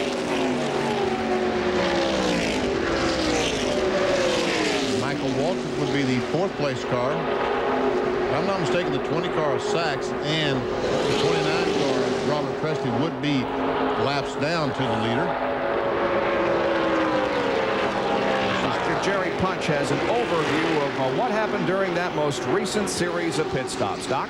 Well, Bob, so many cars came on the pit road at one time on lap 105. We watched the 3-car pit stop in the 31 who had run out of fuel, but at the same time, down pit road, Jeff Gordon was pitting, as was John Andretti. Both those cars put 4 tires on. Gordon, no adjustments on the car, 4 tires and fuel in 18.6 seconds. John Andretti, 4 tires and fuel. They cleaned the windshield in 21 seconds flat. All right, there you go. On the racetrack, we formed up 2 by 2 again. And this group, as they come through the trial, well, the lead cars just went by the start-finish line, so they're probably 3 or 4 seconds behind. There we see the lead cars going down in the corner. And there we see Jimmy Spencer and Jeff Gordon. Spencer, I think, only changed the left sides that time. He's in 5th place. Jeff Gordon would be in 6th place. Here are the leaders. And there's a battle for the lead. Schrader on the inside, the Skoll car, trying to take it away. That's excuse me, Benny. About make that run. But that's exactly what Jeff Gordon and Jimmy Spencer want to see, is those guys up there racing side by side. Summer of 1988, Ken Schrader took the checkered flag here and won the race. He's right now in a battle for 2nd. On board with Michael Waltrip.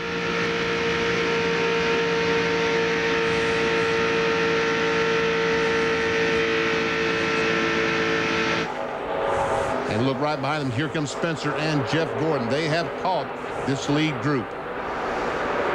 And they have momentum, Benny, so they should be able to just go right on by. Robert Presley is 1 lap down. He's being shown in 33rd position.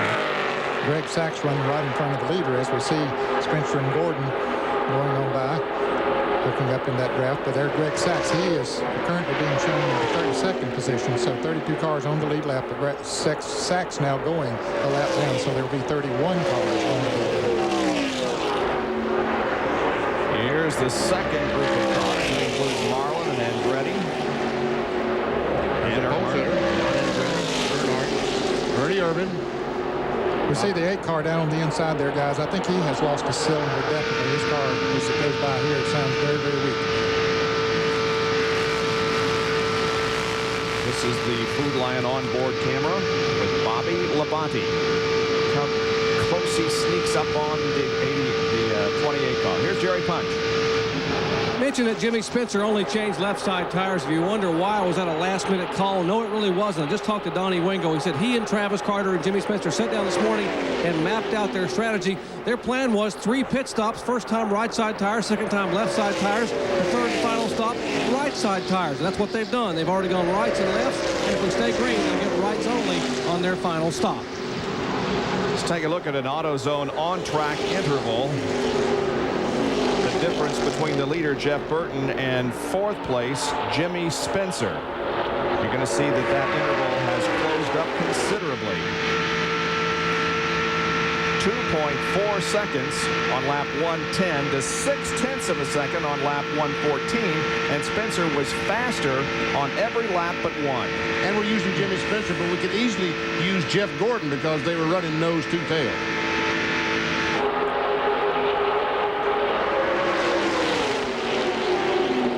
Jeff Burton continues to lead this race. With Ricky Rudd right behind, we'll take another break and be back with more. 114 laps are completed here at Talladega.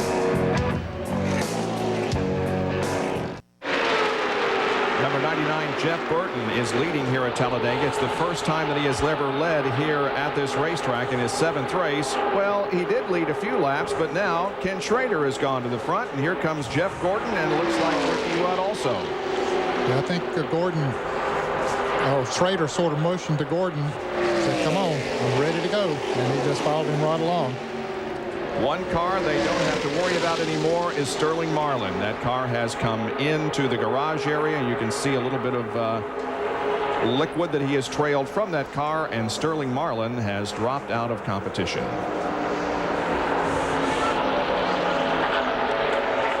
And we go from there and sitting still in the garage area to the cars on the backstretch, going in turn 3 at about 190 miles per hour.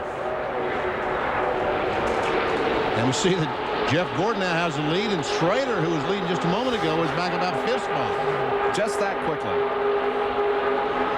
As a matter of fact, Earnhardt is trying to pass Schrader.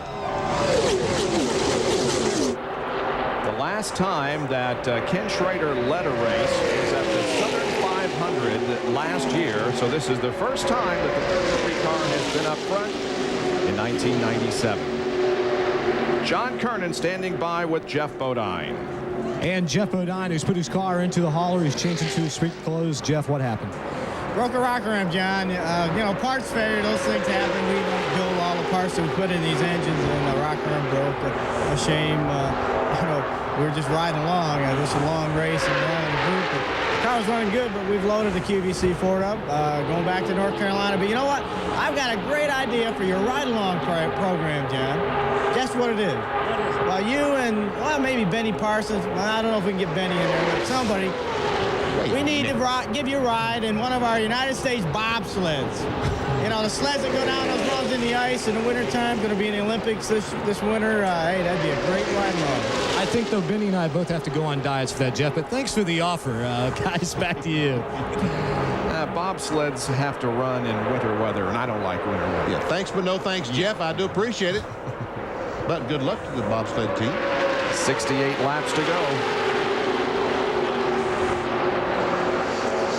Let's see if we can find the 2 car in this group.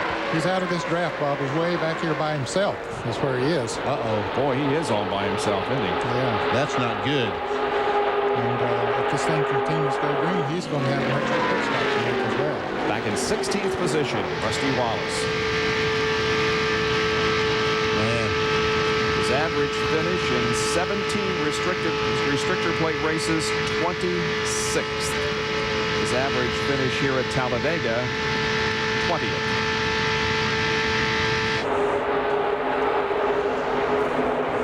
There's the lead cars. First 6 nose to tail. Whoops. Make that back. Make it 8 cars nose to tail. We don't want to jinx anything here, but there has never been a race at Talladega run without a caution. The record is 2 cautions, and that's happened on 6 different occasions. Let's hope we can go the entire race without a caution. Bill Weber, what happened to Rusty? Well, he was running in some traffic, got pinched off a little bit, and then when Sterling Marlin blew, Rusty's great luck continues. He was right behind him. He had to get out of the gas and lost all his friends. So he's drafting by himself right now, and really hoping for a break. Remember, he's got to win the game for everybody else. That's the worst situation in the world. You want to be I mean, folks, that's not fun. Running nose to tail, looking through the rear window of another car at 195 miles per hour. And by yourself, it's very nice. At 190 miles per hour by yourself is like going down to the store after a loaf of bread. Yeah. But you're not going to win when you're out there by yourself.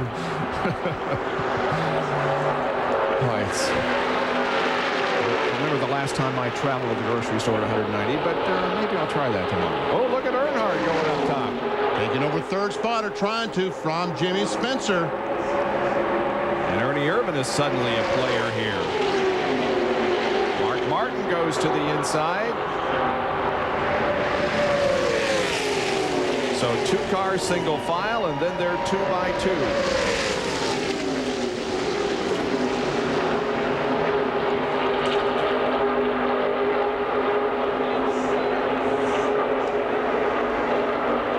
Trying his best not to give up that third spot. Great spot to be, especially the latter part of the race. Jeff Gordon continues to lead it here. 123 laps completed. This thing is going very, very quickly. 188 the scheduled distance.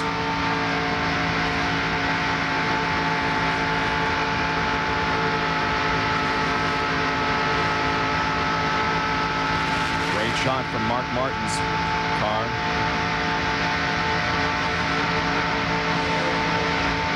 Waltrip running alongside him. Jeff Gordon, the current leader at the 123 lap mark, with Rudd, Earnhardt, and Jimmy Spencer third and fourth.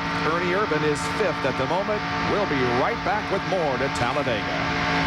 Running in the groove, running hooked up with the sun just about right.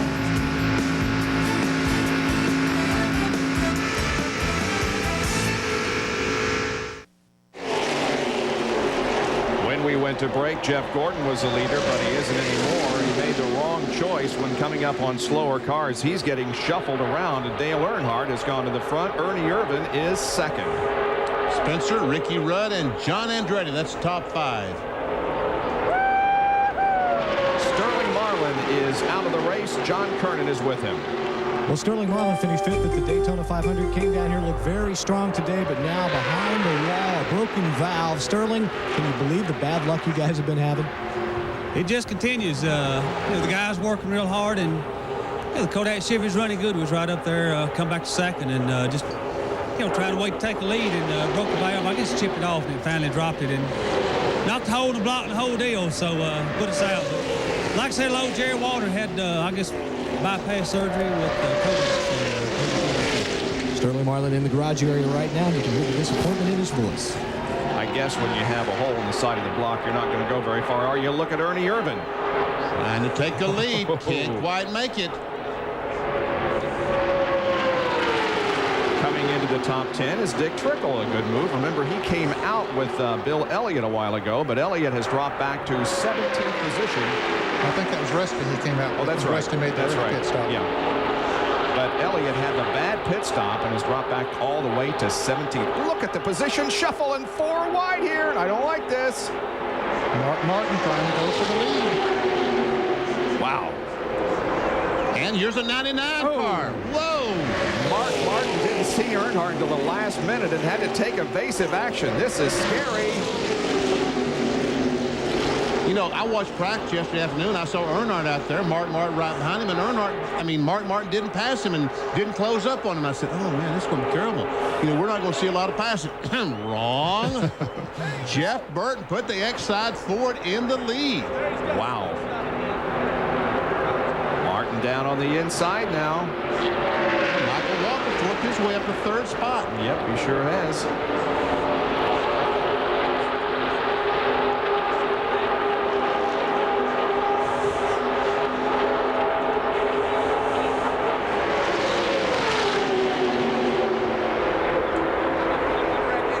You see Elliott back in 17th position.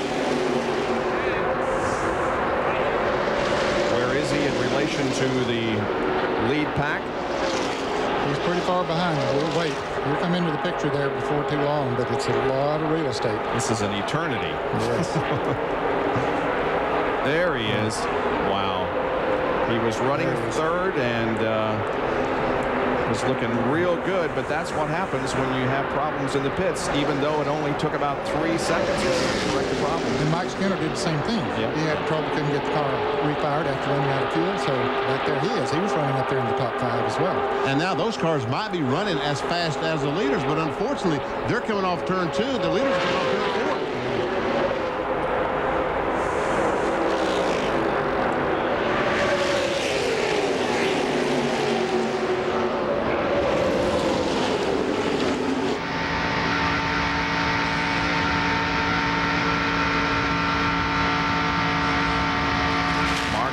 Broke the 42-race winless streak last Sunday at Sears Point. Michael Waltrip is right behind him, and there's Dick Trickle on the right. And whoa, look at Spencer and Waltrip. Whoa. Meanwhile, Earnhardt goes back into the lead, passing Jeff Burton. See, that's Trickle down on the inside. As Ned said, I think Hudson is 7-7.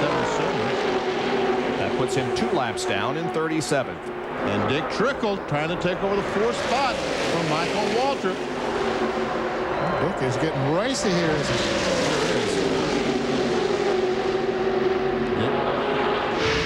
Ricky Rudd goes down on the bottom to help him draft. So does John Andretti.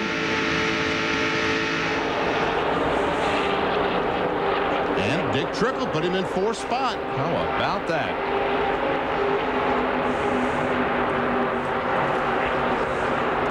Started 26th and is currently in 4th spot. Good run for Dick Trickle from Iron Station, North Carolina, originally from up in Wisconsin. 132 laps have been completed out of 188. Dale Earnhardt leads at Talladega.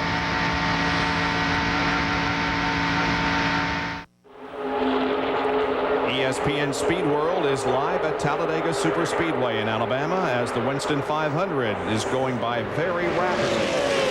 135 laps are about to be completed. Dale Earnhardt is your leader. Put Dick Trickle in 3rd spot. He and Mark Martin able to get by Jeff Burton, and Burton now back in 4th. Let's take a look at the Bud race recap. Oh, some close competition there. Dale Earnhardt leading 69 in the first 132. 22 lead changes, no cautions. The fastest NASCAR Winston Cup race ever run was Bill Elliott, and we are on record over that. 186.2, the old record. The average speed so far today, 187.9. Did you see Kenny Wallace? He is a lap down there, isn't he, in the Square D car? Yes, he is, man. 27th position. Take a look at the guys that have led at least 1 lap. Marlin is out of the race. There are some more drivers that have scored the 5 bonus points. This is a long list. Michael Waltrip and Ken Schrader also have been at the front. The attrition, well, it's not been all that bad. Ward Burton, Jeff Bodine, and Sterling Marlin, the 3 cars that are out of the race so far. It's only been bad for those 3 cars. Yep. John Kernan has been watching this great run by Dick Trickle, who's now 3rd. Hey, Bob, let me tell you something about that car. That was a car that Dick had a crash with down at Daytona. They had to replace the front clip. In fact, that car has been wrecked several times. The guys here on the team say, hey, every time it gets wrecked, they put a new body on it or a new fender, whatever they have to fix. It comes right out of the box and runs really well. And remember, Dick doesn't really have a crew chief. He's doing the crew chiefing and driving duties from inside the cockpit of his car. They short pitted on the first stop, short pitted on the second stop. They still need that one more stop to go to the rest of the distance. So if they can't get someone to pit with them, and they have to pit a few laps before everybody else, that could spell disaster for them, though, so keep an eye on Trickle. We will. The side-by-side battle there for a moment was for 9th position. Terry Labonte has 9th, and now the 10th place is Jeff Gordon. This is Ricky Craven. He's in 26th spot, a lap down as Morgan Shepherd pulls up on the outside. They've been racing all day. Those 2 cars have been together just almost the whole race. they and Dale Jarrett were running together. When the lead pack of cars came by, these two were able to hook on. Jarrett was not able to, and so they are battling for position. Neither one of them on the lead lap, but they are battling for the 26th spot. So we may be seeing the fastest NASCAR Winston Cup race ever run. Bill Elliott in 1985 here at the Winston 500 has the all-time record of 186.2, going almost 188 miles an hour for an average. See, Jeff Burton just got shuffled back down the inside. But I'll tell you, he's had an amazing run with a backup car. And the X-side battery is Ford number 99. Only had 1 hour practice yesterday afternoon. All clear. Clear to come up. Tony's telling his driver, all clear, you can come up. Jerry has more on Jeff Burton. I was talking to Jeff Burton yesterday. He said, you know, NASCAR may have actually done us a favor by mistake by not letting us run the car we brought back with a new body on it. It may have helped us so the car not only wouldn't fit the templates, it wasn't very fast, so it wasn't doing us any service anyway. We bought this car in the trunk, the car from Daytona. The guys worked hard, and hey, we may have actually gotten a break by virtue of NASCAR outlawing the car we wanted to run. He's running well. Meanwhile, Trickle is the one getting shuffled back. See Dave Marcus up there in the car number 71. Dave is a lap down.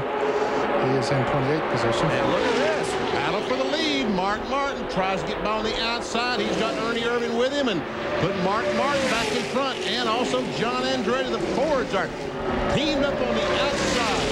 And that Chevrolet of Earnhardt hung out to dry on the inside. Michael Waltrip goes by as well in the sit-go Ford. Jeff Gordon trying to push him on by Earnhardt.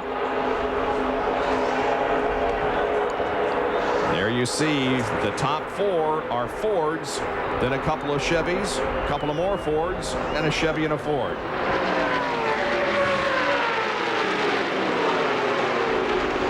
Well, nobody will let Earnhardt in. No, there's just now here's nothing. Dave Marcus. Marcus will let him in, surely.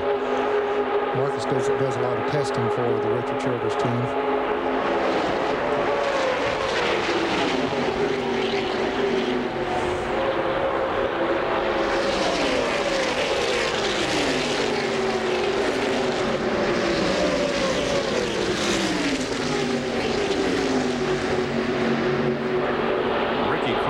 Gone to the bottom of the racetrack.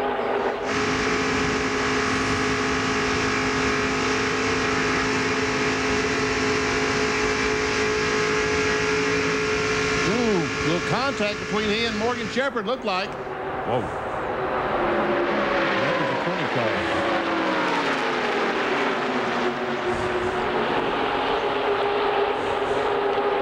Ricky is not on the lead lap. He's 29th. He is battling for position there with the 81 car and the 20 and the 16. So battles all over the racetrack, and Dick Trickle is coming in after running third. He did drop back several positions, and now Trickle heads into the pit area. 2, 1, oh. Spotter counting him down to where his pit stop was.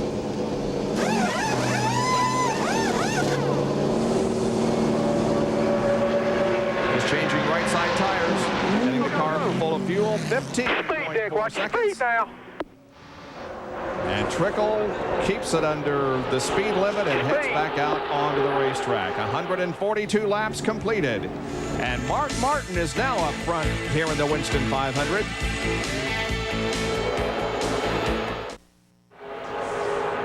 There you see the front cars. Mark Martin showing the way over Michael Waltrip, Jeff Gordon, Terry Labonte, and John Andretti. Well, Michael Waltrip here is looking very, very good, and he has never won a NASCAR Winston Cup race. Not a points race. He won the Winston last year at Charlotte, of course, which comes up next weekend. Jeff Gordon in third spot. And Dick Trickle has gone a lap down because of the pit stop. He's back in 24th. Here's a Napa field summary.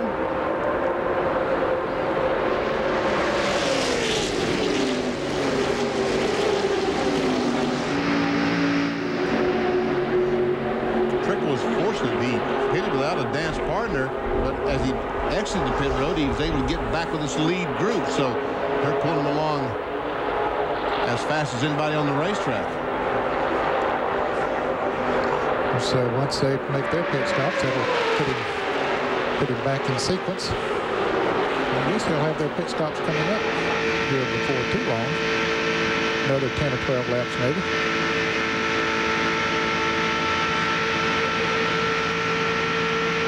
Everyone's trying to figure out, the drivers, the crew chiefs, the spotters. Everyone's trying to figure out what can we do to win this thing? Where can we put our, what can we do to put our driver in front? Does our driver need to be in front? Do we have the fastest car? What can we do to win? Now the figuring starts. The first thing they got to do when they make that green flag pit stop is make an awfully good pit stop. And that driver get in and out the pits good. Mark Martin continues to show the way. His victory here came at this race in 1995. Here comes Jeff Gordon to pass Michael Waltrip. Terry Labonte's right behind him, and John Andretti is going to go down low and also on the train. Here is Bill Weber as Rusty is in. Oh, he's got to back up. He's got to back up. Rusty is over the line. They're going to have to make it back up, and they've already taken the rear tire off the right side, so Rusty's going to have to back up after they put that tire on. This may get a 10-second count. Wait for Rusty to back up. Now they have backed him up. This day has just been a disaster for these guys. Go back to the right side. Rusty had to pit early because he didn't get all his fuel on his first pit stop. So Rusty's sitting there. They won't hold him. He's away, but well, the penalty was, just having to push him back, and that cost him valuable seconds. And that pretty much erases any chance he might have had today. Yeah, that cost him that 10 seconds you were talking about, Bill. And the leaders are going to come by. Well, he'll get back out in the lead lap, okay, but look how quickly that pack closed up and went around. Wow. So with 148 laps complete, we await the last round of pit stops. They're coming up shortly. Mark Martin leading.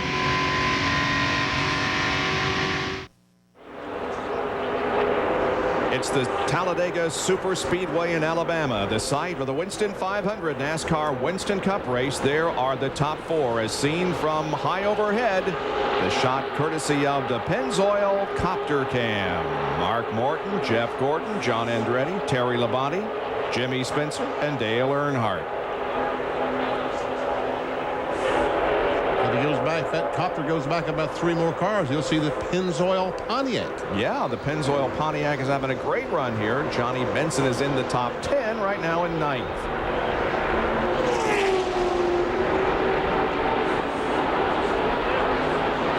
Bob, I mentioned a minute ago when Rusty Wallace came out of the pits that he would stay in the lead lap. That was not correct because he was over a half a lap behind when he came into the pit. So he is 1 lap down now in 32nd position. MCI serial scoring on Mark Martin, lap 119. He was in 14th position, then moved up to 7th, 3rd, and then took the lead, and he's still there at 152 laps completed. Well, the teams are preparing down on pit road for pit stops. Should be coming up very, very shortly. And they're only going to put in as much fuel as they need to make it to the end of the race.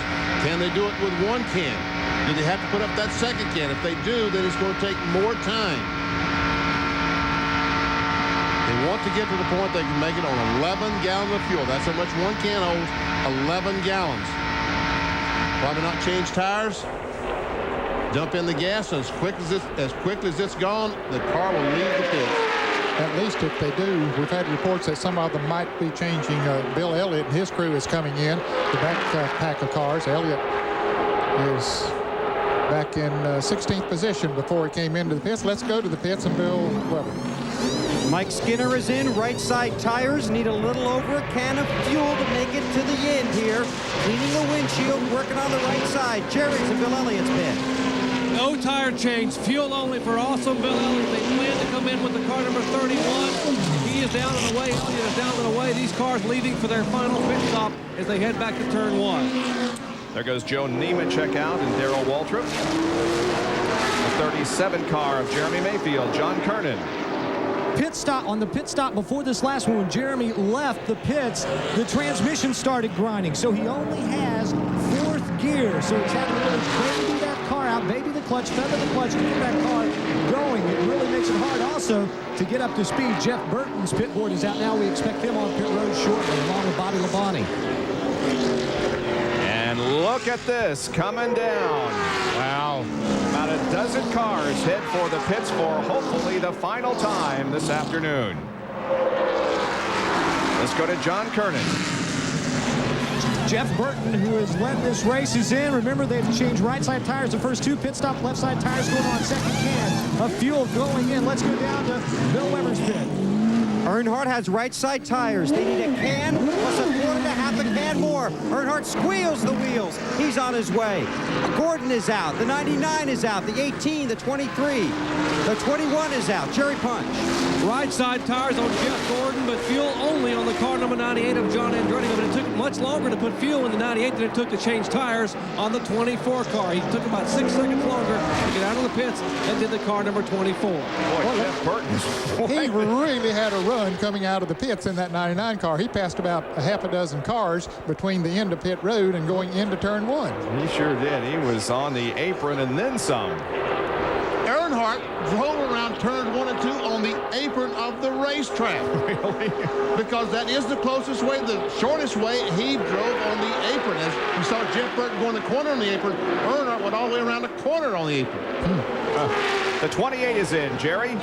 Final pit stop for Ernie Irvan. Fuel only, no tires. They clean the windshield. He is down and away in just about 4.5 seconds. I hope they got enough fuel in the car 28 to make it the distance. Ernie had taken the lead the last time when everybody else came in.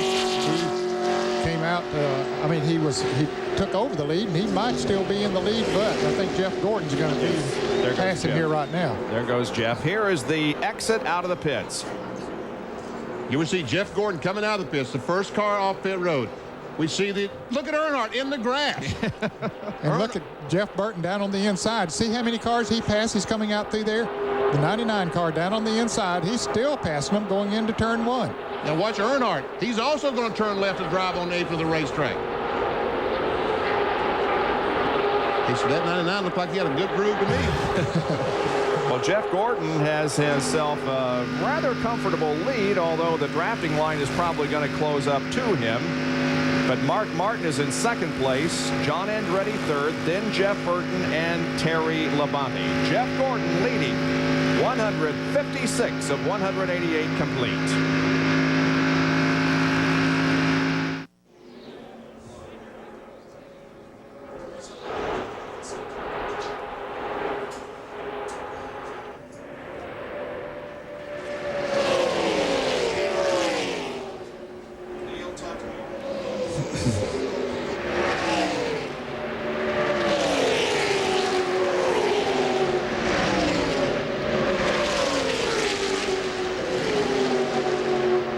Back at Talladega, and Jeff Gordon, remember how I talked about a big lead that he had? Well, not only does he have the lead, not have the lead, but he's back to fourth, and he has been back to fifth or sixth. Something happened to him going into the third corner a few laps ago. All of a sudden, going in the corner, it just looked like he went to the top of the racetrack like the engine shut off or something. Mark Martin and 4 or 5 other cars go by, but now he's back up to speed. Mark Martin has the lead, as you can see. John Andretti, Terry Labonte second and third, and then comes Jeff Gordon. Bobby Labonte is running fifth. Jimmy Spencer is sixth, and Dale Earnhardt is seventh. Here come Jeff Burton, Johnny Benson, and Ricky Rudd rounding out the top 10. First 7 cars are nose to tail. 8, 9, and 10 are about 100 yards behind. Yeah, they're close enough that they can sniff that draft, certainly.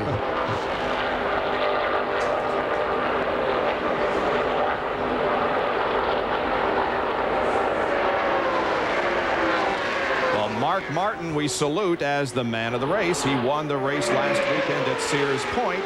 His first win in 43 races, has 3 consecutive top 5s, and True Value is donating $1,000 to the Motor Racing Outreach, one of the many charities that Mark Martin supports throughout the years. And a tip of the hat to Mark Martin for being the True Value man of the race. And he could be the man of the race in this one, couldn't he? He is at the moment, because he's out front.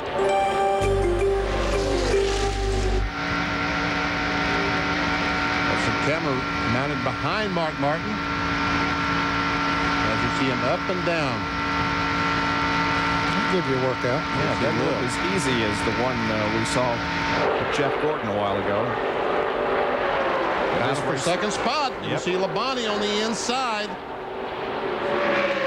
Is Gordon going to go with the 98 car? No, he's going to go high. He thought he would probably go with his teammate, but he did not. He sure didn't. Now he's going to hang his teammate out to dry till Jimmy Spencer comes in. Well, Spencer. Look at Spencer. He just got a run off that corner and moved down to the inside. Man. And Labonte, who was running, what, third just a couple of laps ago, is now going back to 7th spot. Back of the pack. Boy, that move by Spencer was absolutely awesome. There's something amiss on Jeff Gordon's car. I don't know exactly what it is. Well, we'll check it. And when we come back from this commercial break, we'll tell you what's going on with Jeff. He seems to be running okay, but at times, things just aren't right for him. He's back in 3rd right now. And we've only got 25 more laps to go in this race, being led currently by Mark Martin. We'll be right back.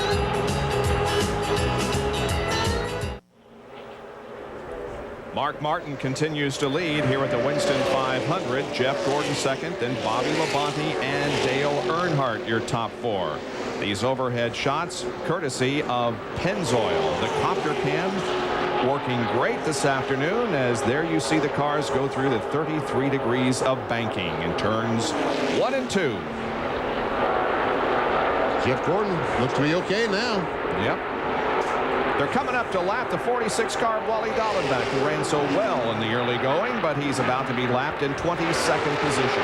Bob, he was one of those that had a slower pit stop and got back there out of the draft for the lead pack, and that's what it does for you. Robbie Gordon is in Indianapolis, having already qualified, and is watching this race. Your teammate, the car that you normally drive, Joe Nemechek, is running 18th at the moment. Still on the lead lap. Yep.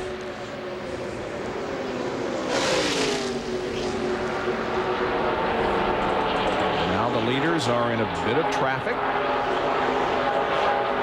Weaving their way through. There goes Martin up on the high side. Jeff Gordon follows. Here comes Bobby Labonte right behind Jeff.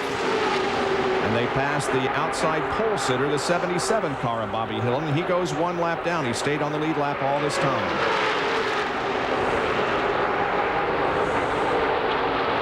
There's Nemechek going 1 down. Bill Elliott about to. Ooh, wow. About to get hit, too, wasn't he?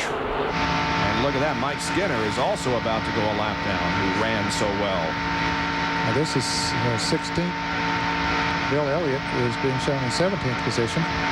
So they're mowing them down. This group of cars that they're putting this lap on now is reducing the numbers on the lead lap. Less than 20 laps to go, 19 to go. Whoa, look at that. Nemechek was caught in the middle as Elliott went to the high side.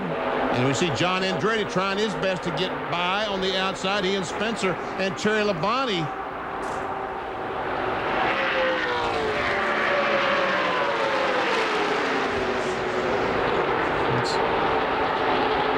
Lake Speed in the red number 9 there down the inside. Lake's in 19th position, 1 lap down.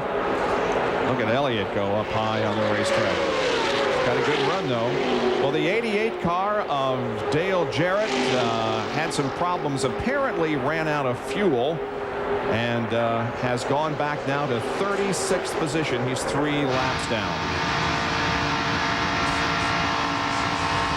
He's been off song from nearly the drop of the green flag, so it has not been a good day for our points leader, and it appears as if he will drop from the top of the list.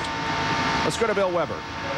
Yeah, Bob, during that last round of pit stops, one thing that happened down here in the 3 pit, they were trying to time the fuel. They wanted a full can of gas and then about a quarter of a can, the second can, while they were changing the right side tires.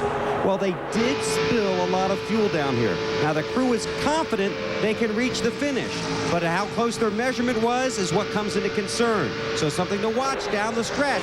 Make sure Dale Earnhardt does have enough fuel to reach the finish. If he doesn't, it would be an imperfect ending to what so far for them has been a perfect day. Okay, that's something you don't want to do, is run out of fuel in a situation like Earnhardt is in right now, because all of a sudden the engine quits running and someone's going to run over him from the back. Here's Jerry Punch with more on Dale Jarrett. Well, with Dale's Ford running as bad as it is, what the crew was trying to do was keep him out there as long as they possibly could. They were getting about 7.5 miles per gallon with having lost a cylinder, down on 7 cylinders. And by keeping him on the racetrack, they hoped they could possibly get a caution flag. If they had gotten the yellow, they would have gained a lot of spots and possibly a lot of points. And unfortunately, it ran out of fuel as he crossed the start-finish line and had to coast all the way around and then pit for gas and go back out. There's the lead draft, 5 cars in it, and the laps are clicking off. When they cross the line, there will be 16 to go in the Winston 500.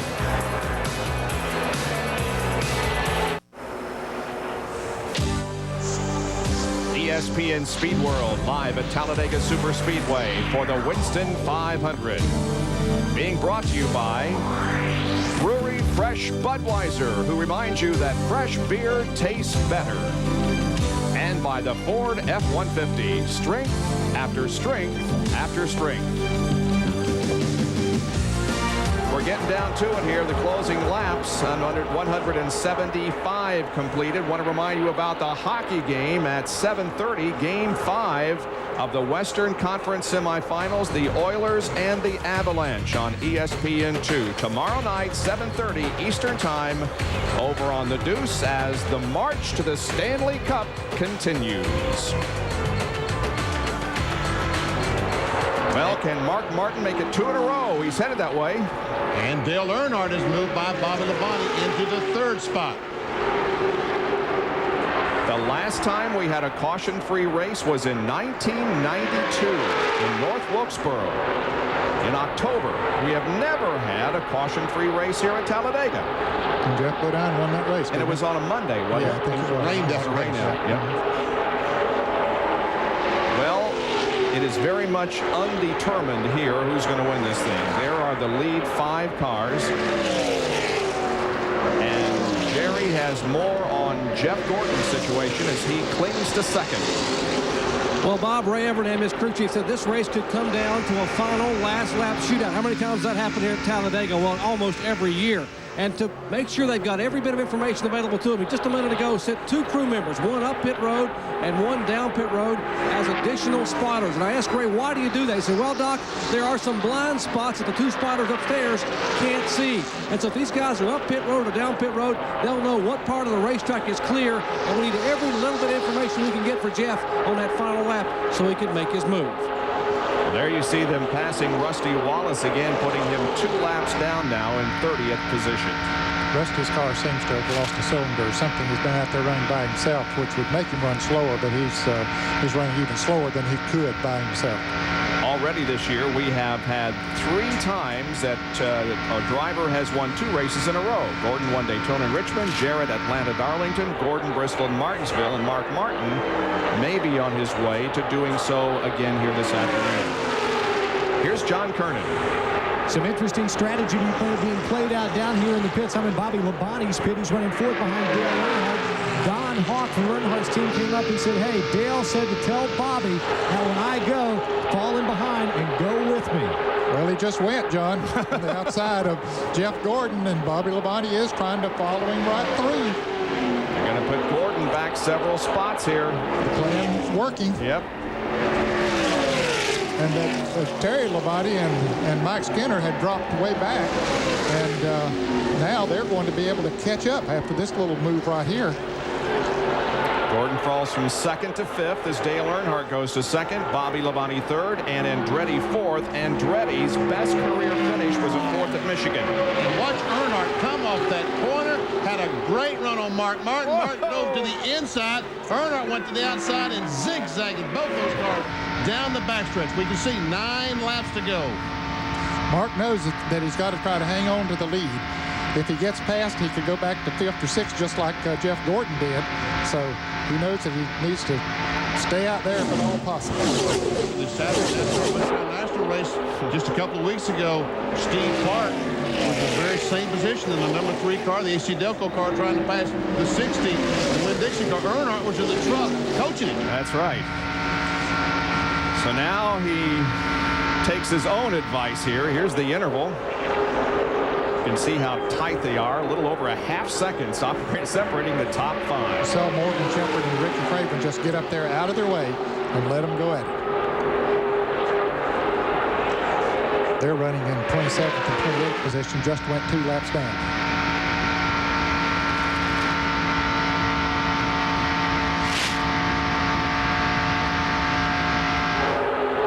Coming down for 7 laps to go.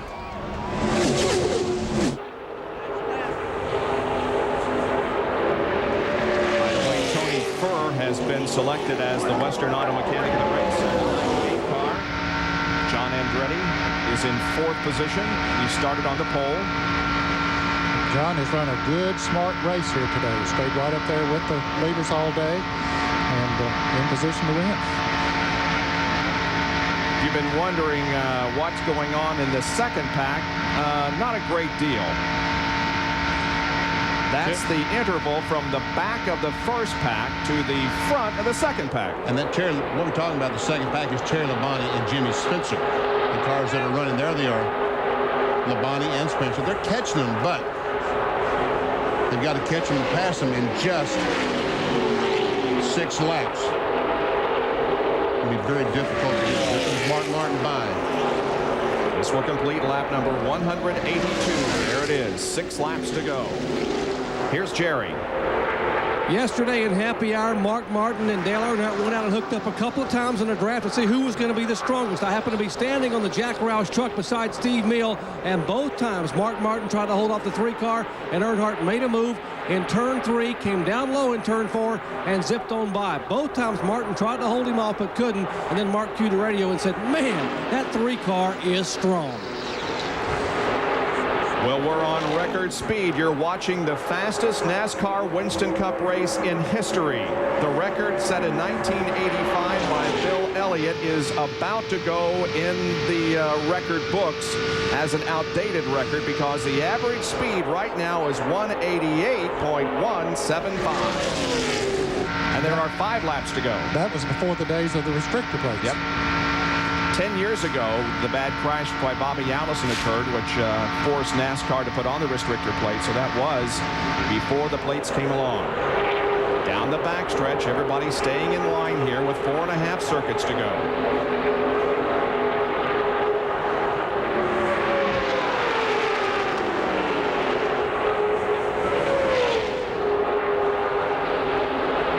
There's the second pack. They're in single file now.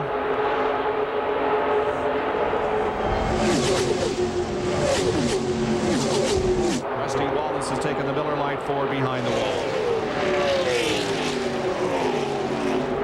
They're going to have to really be organized to catch that group in front of them.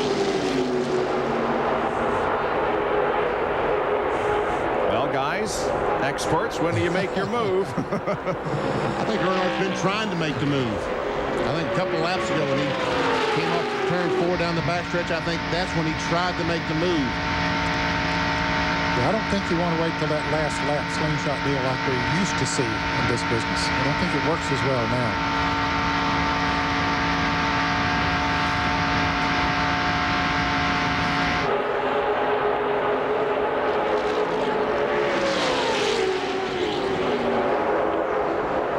But the wheels are turning. Last week at Sears Point, Mark Martin won for the first time in 42 races. The last time Mark Martin won a race prior to last week was in Charlotte in 1994. And you know when he won before that? The week before at North Wilkesboro.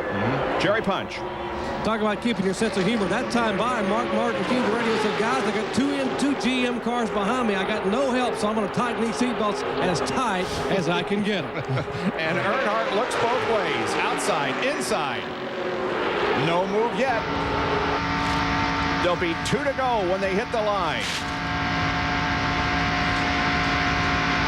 And that second group has caught up to them now. Terry Labonte has just gradually moved right up there. They got a little momentum going as they draft up on them. I doubt if it'll be momentum enough to get to the front, but it might get Terry Labonte a few positions.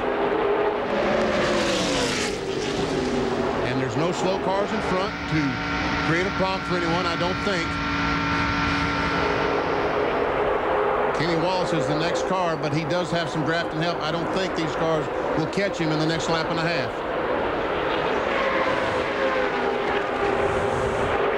The Bud car and the 31 car, they're a lap down. Ricky Craven and Mike Skinner. They're being shown in the 16th. Well, the Bud car's 2 laps down, actually. All right, they come through corner number 4. Into the tri-oval. The start-finish line, of course, is down toward turn 1. And the white flag is about to come out. 1 lap to go for Mark Martin. Earnhardt's right behind him, then Bobby Labonte, then John Andretti, and Jeff Gordon. And Doyle Ford, for the last time at Talladega, waves the white. He announced today he's retiring after the Coca-Cola 600. What can they do? Here they come. Backstretch, last lap. Let's see what movement someone makes, if any. Earnhardt takes no action at the moment. Everybody staying in line. Yeah, he's got it to the floorboard, Bob. I don't know what he can do. Now he looks to the inside slightly in turn number 3, but there isn't a great deal he can do. He has to stay tucked in behind Mark Martin. They come through turn number 3, headed for turn number 4. Now on to the tri-oval. Earnhardt looks to the inside. Jeff Gordon is going outside, now inside. No moves here as Mark Martin comes down and makes it 2 in a row. Martin wins the Winston 500. Earnhardt, Bobby Labonte, John Andretti, and Jeff Gordon finished in that order. Mark Martin started 18th. It's his 20th NASCAR Winston Cup career victory and his 2nd win at Talladega and 2nd in a row. And look at this scramble to the line. Jerry Punch. Well, Jimmy Finnick just got an orange-flavored Gatorade bath, and Jimmy, that's got to be cool. Congratulations, man. I'll tell you, Mark Martin is something else. This whole Valvoline team with Jack Roush and Steve Neal, this is something else. This is unbelievable. 2 in a row. We'll let these guys go to victory lane and celebrate. Finnick's going to wring out what's left of his Valvoline uniform. They dumped an entire can of orange Gatorade, but he doesn't mind. Hey, they won at Talladega. Wow, what a great ride for Mark Martin last week, winning at Sears Point here at Talladega. Okay, Mark, we're back. It was a long time coming, the end of that winless streak, but now he's won 2 in a row. Mark Martin. Here's the McDonald's Winner's Circle interview and Dr. Jerry Punch. Well, Jack Roush over to give his driver a huge hug. T. Wayne Robertson here, president of RJR Sports Marketing. Hey, Mark, congratulations. Outstanding 2 in a row. Woo, look out, Charlotte, man. Here we come. This week, Matt and Arlene got to be here. We had to do it with them here. They weren't there last week. To give Valvoline, Cummins, and Bugles and Bosch and Ford and Goodyear and all these folks a little bit to brag about. No fluke last week. We had a good race car today, and I couldn't believe that we stayed in front there. I just knew something was going to go wrong, but it worked out. Oh, come on in, Matt and Arlene. Come on in and enjoy this victory. How about your daddy, Matt? Hey, we talked about happy hour yesterday when you went out with a 3 car, and a couple times you tried to hold him off, and he came zipping by you. We were wondering if you're going to do it again today. Well, he had a real fast car. I was pretty sure that he could do something with us. He actually got his best runs right when he got in 2nd place. He about had me a couple times. Then after that, it settled in. And I knew if I did the right things on the racetrack, I'd keep him behind me then. How about it? 42-race winless streak ends at Sonoma. Now 2 in a row for Mark Martin as Mark, Matt, and Arlene Martin celebrate in victory lane, having won the 28th Winston 500. He started 18th, and that sets a record because the lowest starting position of a Winston 500 winner previously was Ernie Irvan, who started 16th in 1993. Congratulations to Mark.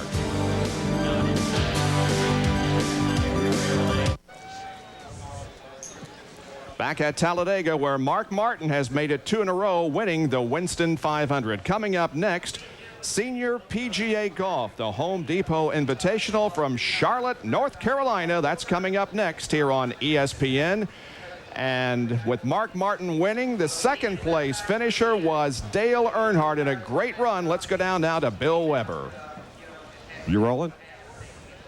Well, Dale Earnhardt jumps out of the Goodwin Chevy with a big smile. You had a great Jay. How about your finish? Well, it'd have been a bigger smile if I'd have passed Mark, but we tried him several times, but he was just too strong by himself. And, an 18 car tried to help me, and, we just sat there in line. That's all you could do. If I could have passed him, I dang sure would. Larry and our guys sure do need a win, and I got to hand it to them guys. They worked hard, and they bounce back every race. They've worked hard every race, so we'll see what we can do with them. Frustrating at times, Dale, but a great run today. Well, that's true, but Sackett's great, but Wynn's greater. So we'll keep on working on it and try to work on Charlotte. We try to go to Charlotte and win that World 600, maybe that Winston too. And points today. Well, I don't know what we gained. We gained some on Jarrett, and that's the important thing. The problem is they all gained on him. Indeed, Dale Earnhardt did move up one position in the point standings, and when we come back, we will talk with the third-place finisher here this afternoon, Bobby Labonte. Again, Mark Martin is your winner here, back at Talladega in a moment.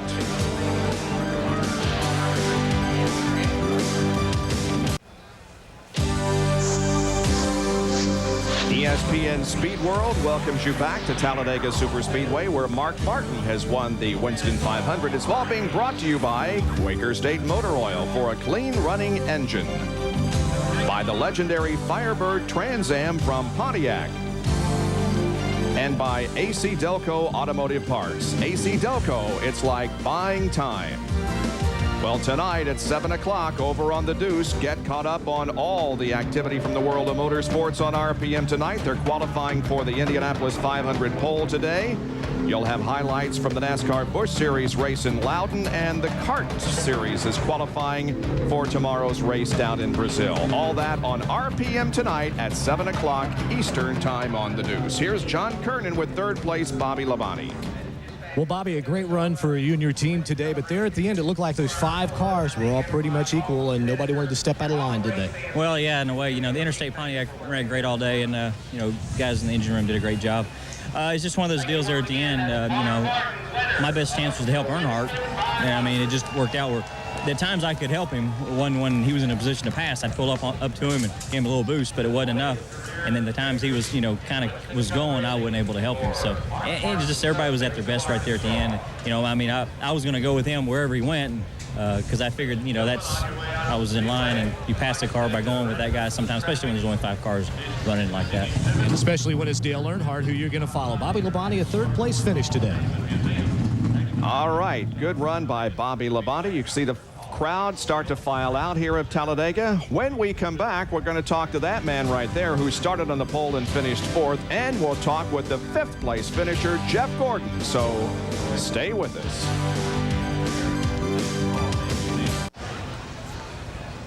Back at Talladega Superspeedway, the race is over. Mark Martin wins, and a reminder that coming up next here on ESPN, Senior PGA Golf, the Home Depot Invitational from Charlotte, North Carolina will follow our coverage.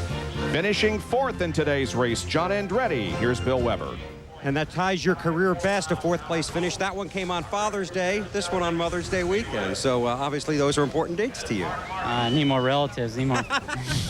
It's it's obviously a great day for RCA and our team, and we knew that we had a strong car here. We thought at Sears Point we would run better, and we did run good until we got spun out. But this is a great comeback for us, and it's going to surely help our season, hopefully. Teams look for races like this to build on, John. This certainly could lay the foundation for you guys.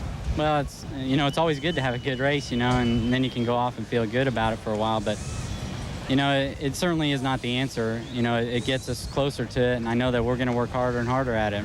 I got a great team.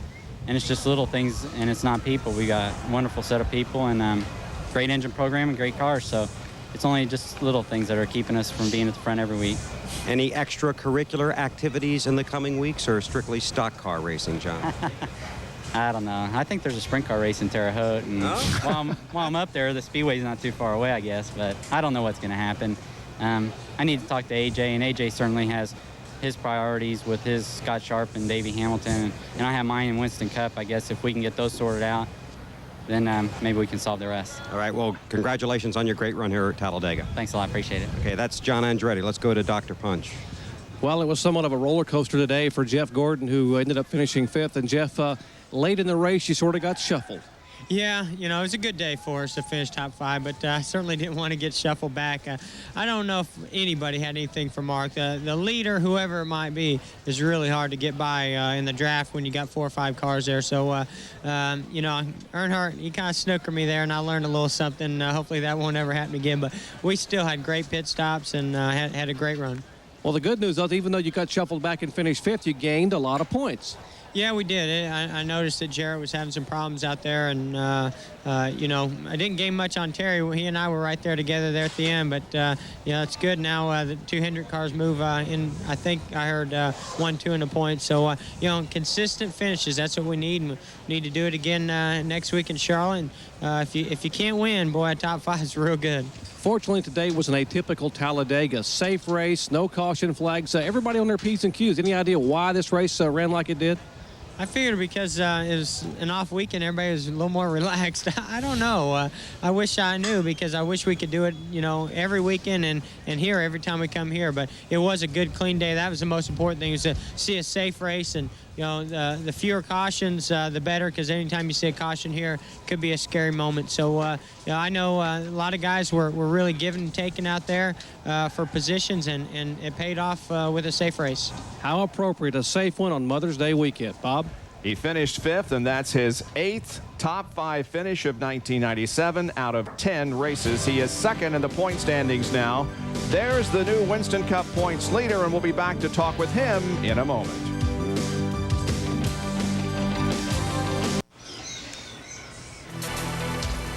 Beautiful area around Talladega Superspeedway in Alabama. The airport right behind the backstretch becomes very active now. Terry Labonte takes over the points lead. Jeff Gordon 39 behind. Dale Jarrett drops to 3rd, 52 behind. Everybody else staying pretty close with Mark Martin, Bobby Labonte, Dale Earnhardt moving up 1, Burton down 1, Rudd up 2, Waltrip up 3, and Bobby Hamilton down 1 at the conclusion of this race. John Kernan is standing by with the new points leader. And, you know, early this morning I talked to Terry Labonte before the race, and Terry told me he wasn't quite sure exactly how he would run today. Comes through with a 6th place finish, takes over the points lead, but boy, you had to fight your way through traffic all day, didn't you? Well, I tell you what, it was a good day for us. You know, our Kellogg Chevy ran good, handled great all day long, and starting that far back, I really didn't know what to expect, and we were able to just work our way to the front. I wish we'd have been the top 5, or even I wish we'd have won the race, of course, but I'm pretty happy with the top 10. Top 10 puts him into the points lead. He is the defending Winston Cup champion. Let's go over to Bill Weber. Jimmy Spencer, a great run, a strong finish for you today, and he jumped up 5 spots in the points. Yeah, Bill, you know, well, we were at 41st in the points, and now I think we're like 25th or 6th, so it's a big shot in the arm for the Camel team. I mean, Donnie Wingo and the guys work so hard, and we know we got a really, really good race team. Wouldn't trade them for anybody in the garage area because they believe in Jimmy Spencer, and Jimmy Spencer believes in them, and it's finally paying off for us. You know, they built me a lot of great race cars. We've not had no luck. We had some luck today. If we had a little bit more luck, we would have finished in the top 5. We'll take the Camel Ford 7th place, and pretty excited about going into Winston next week. Okay, and he runs good at Charlotte, everybody. Oh, man, wait a minute. Oh, man, happy Mother's Day. Right. Happy Mother's Day on behalf of Jimmy Spencer and all of us tomorrow. Here are the unofficial results. The yellow arrows indicate the guys that led a lap, and the double, the guy that led the most laps. And this was, as was indicated, a very atypical race. All that worry we had about a big crash, no big deal, and it was the fastest race in the history of Winston Cup. Thank goodness for that. No big crash. All first 15 were in the lead lap, and you can see here on the second page, 16th through 30th, down through 26th, or 1 lap down, and then you got 4 cars that are 2 laps down. And I echo those statements. I'm sick of seeing those big caution flags, big crashes, and 10 or 15 cars involved. We might have bent some fenders today. We might have some tire marks, but that's it. No caution. That's right. Everybody is healthy, and that's the best news of all. Mark Martin, your champion for the 2nd time in a row.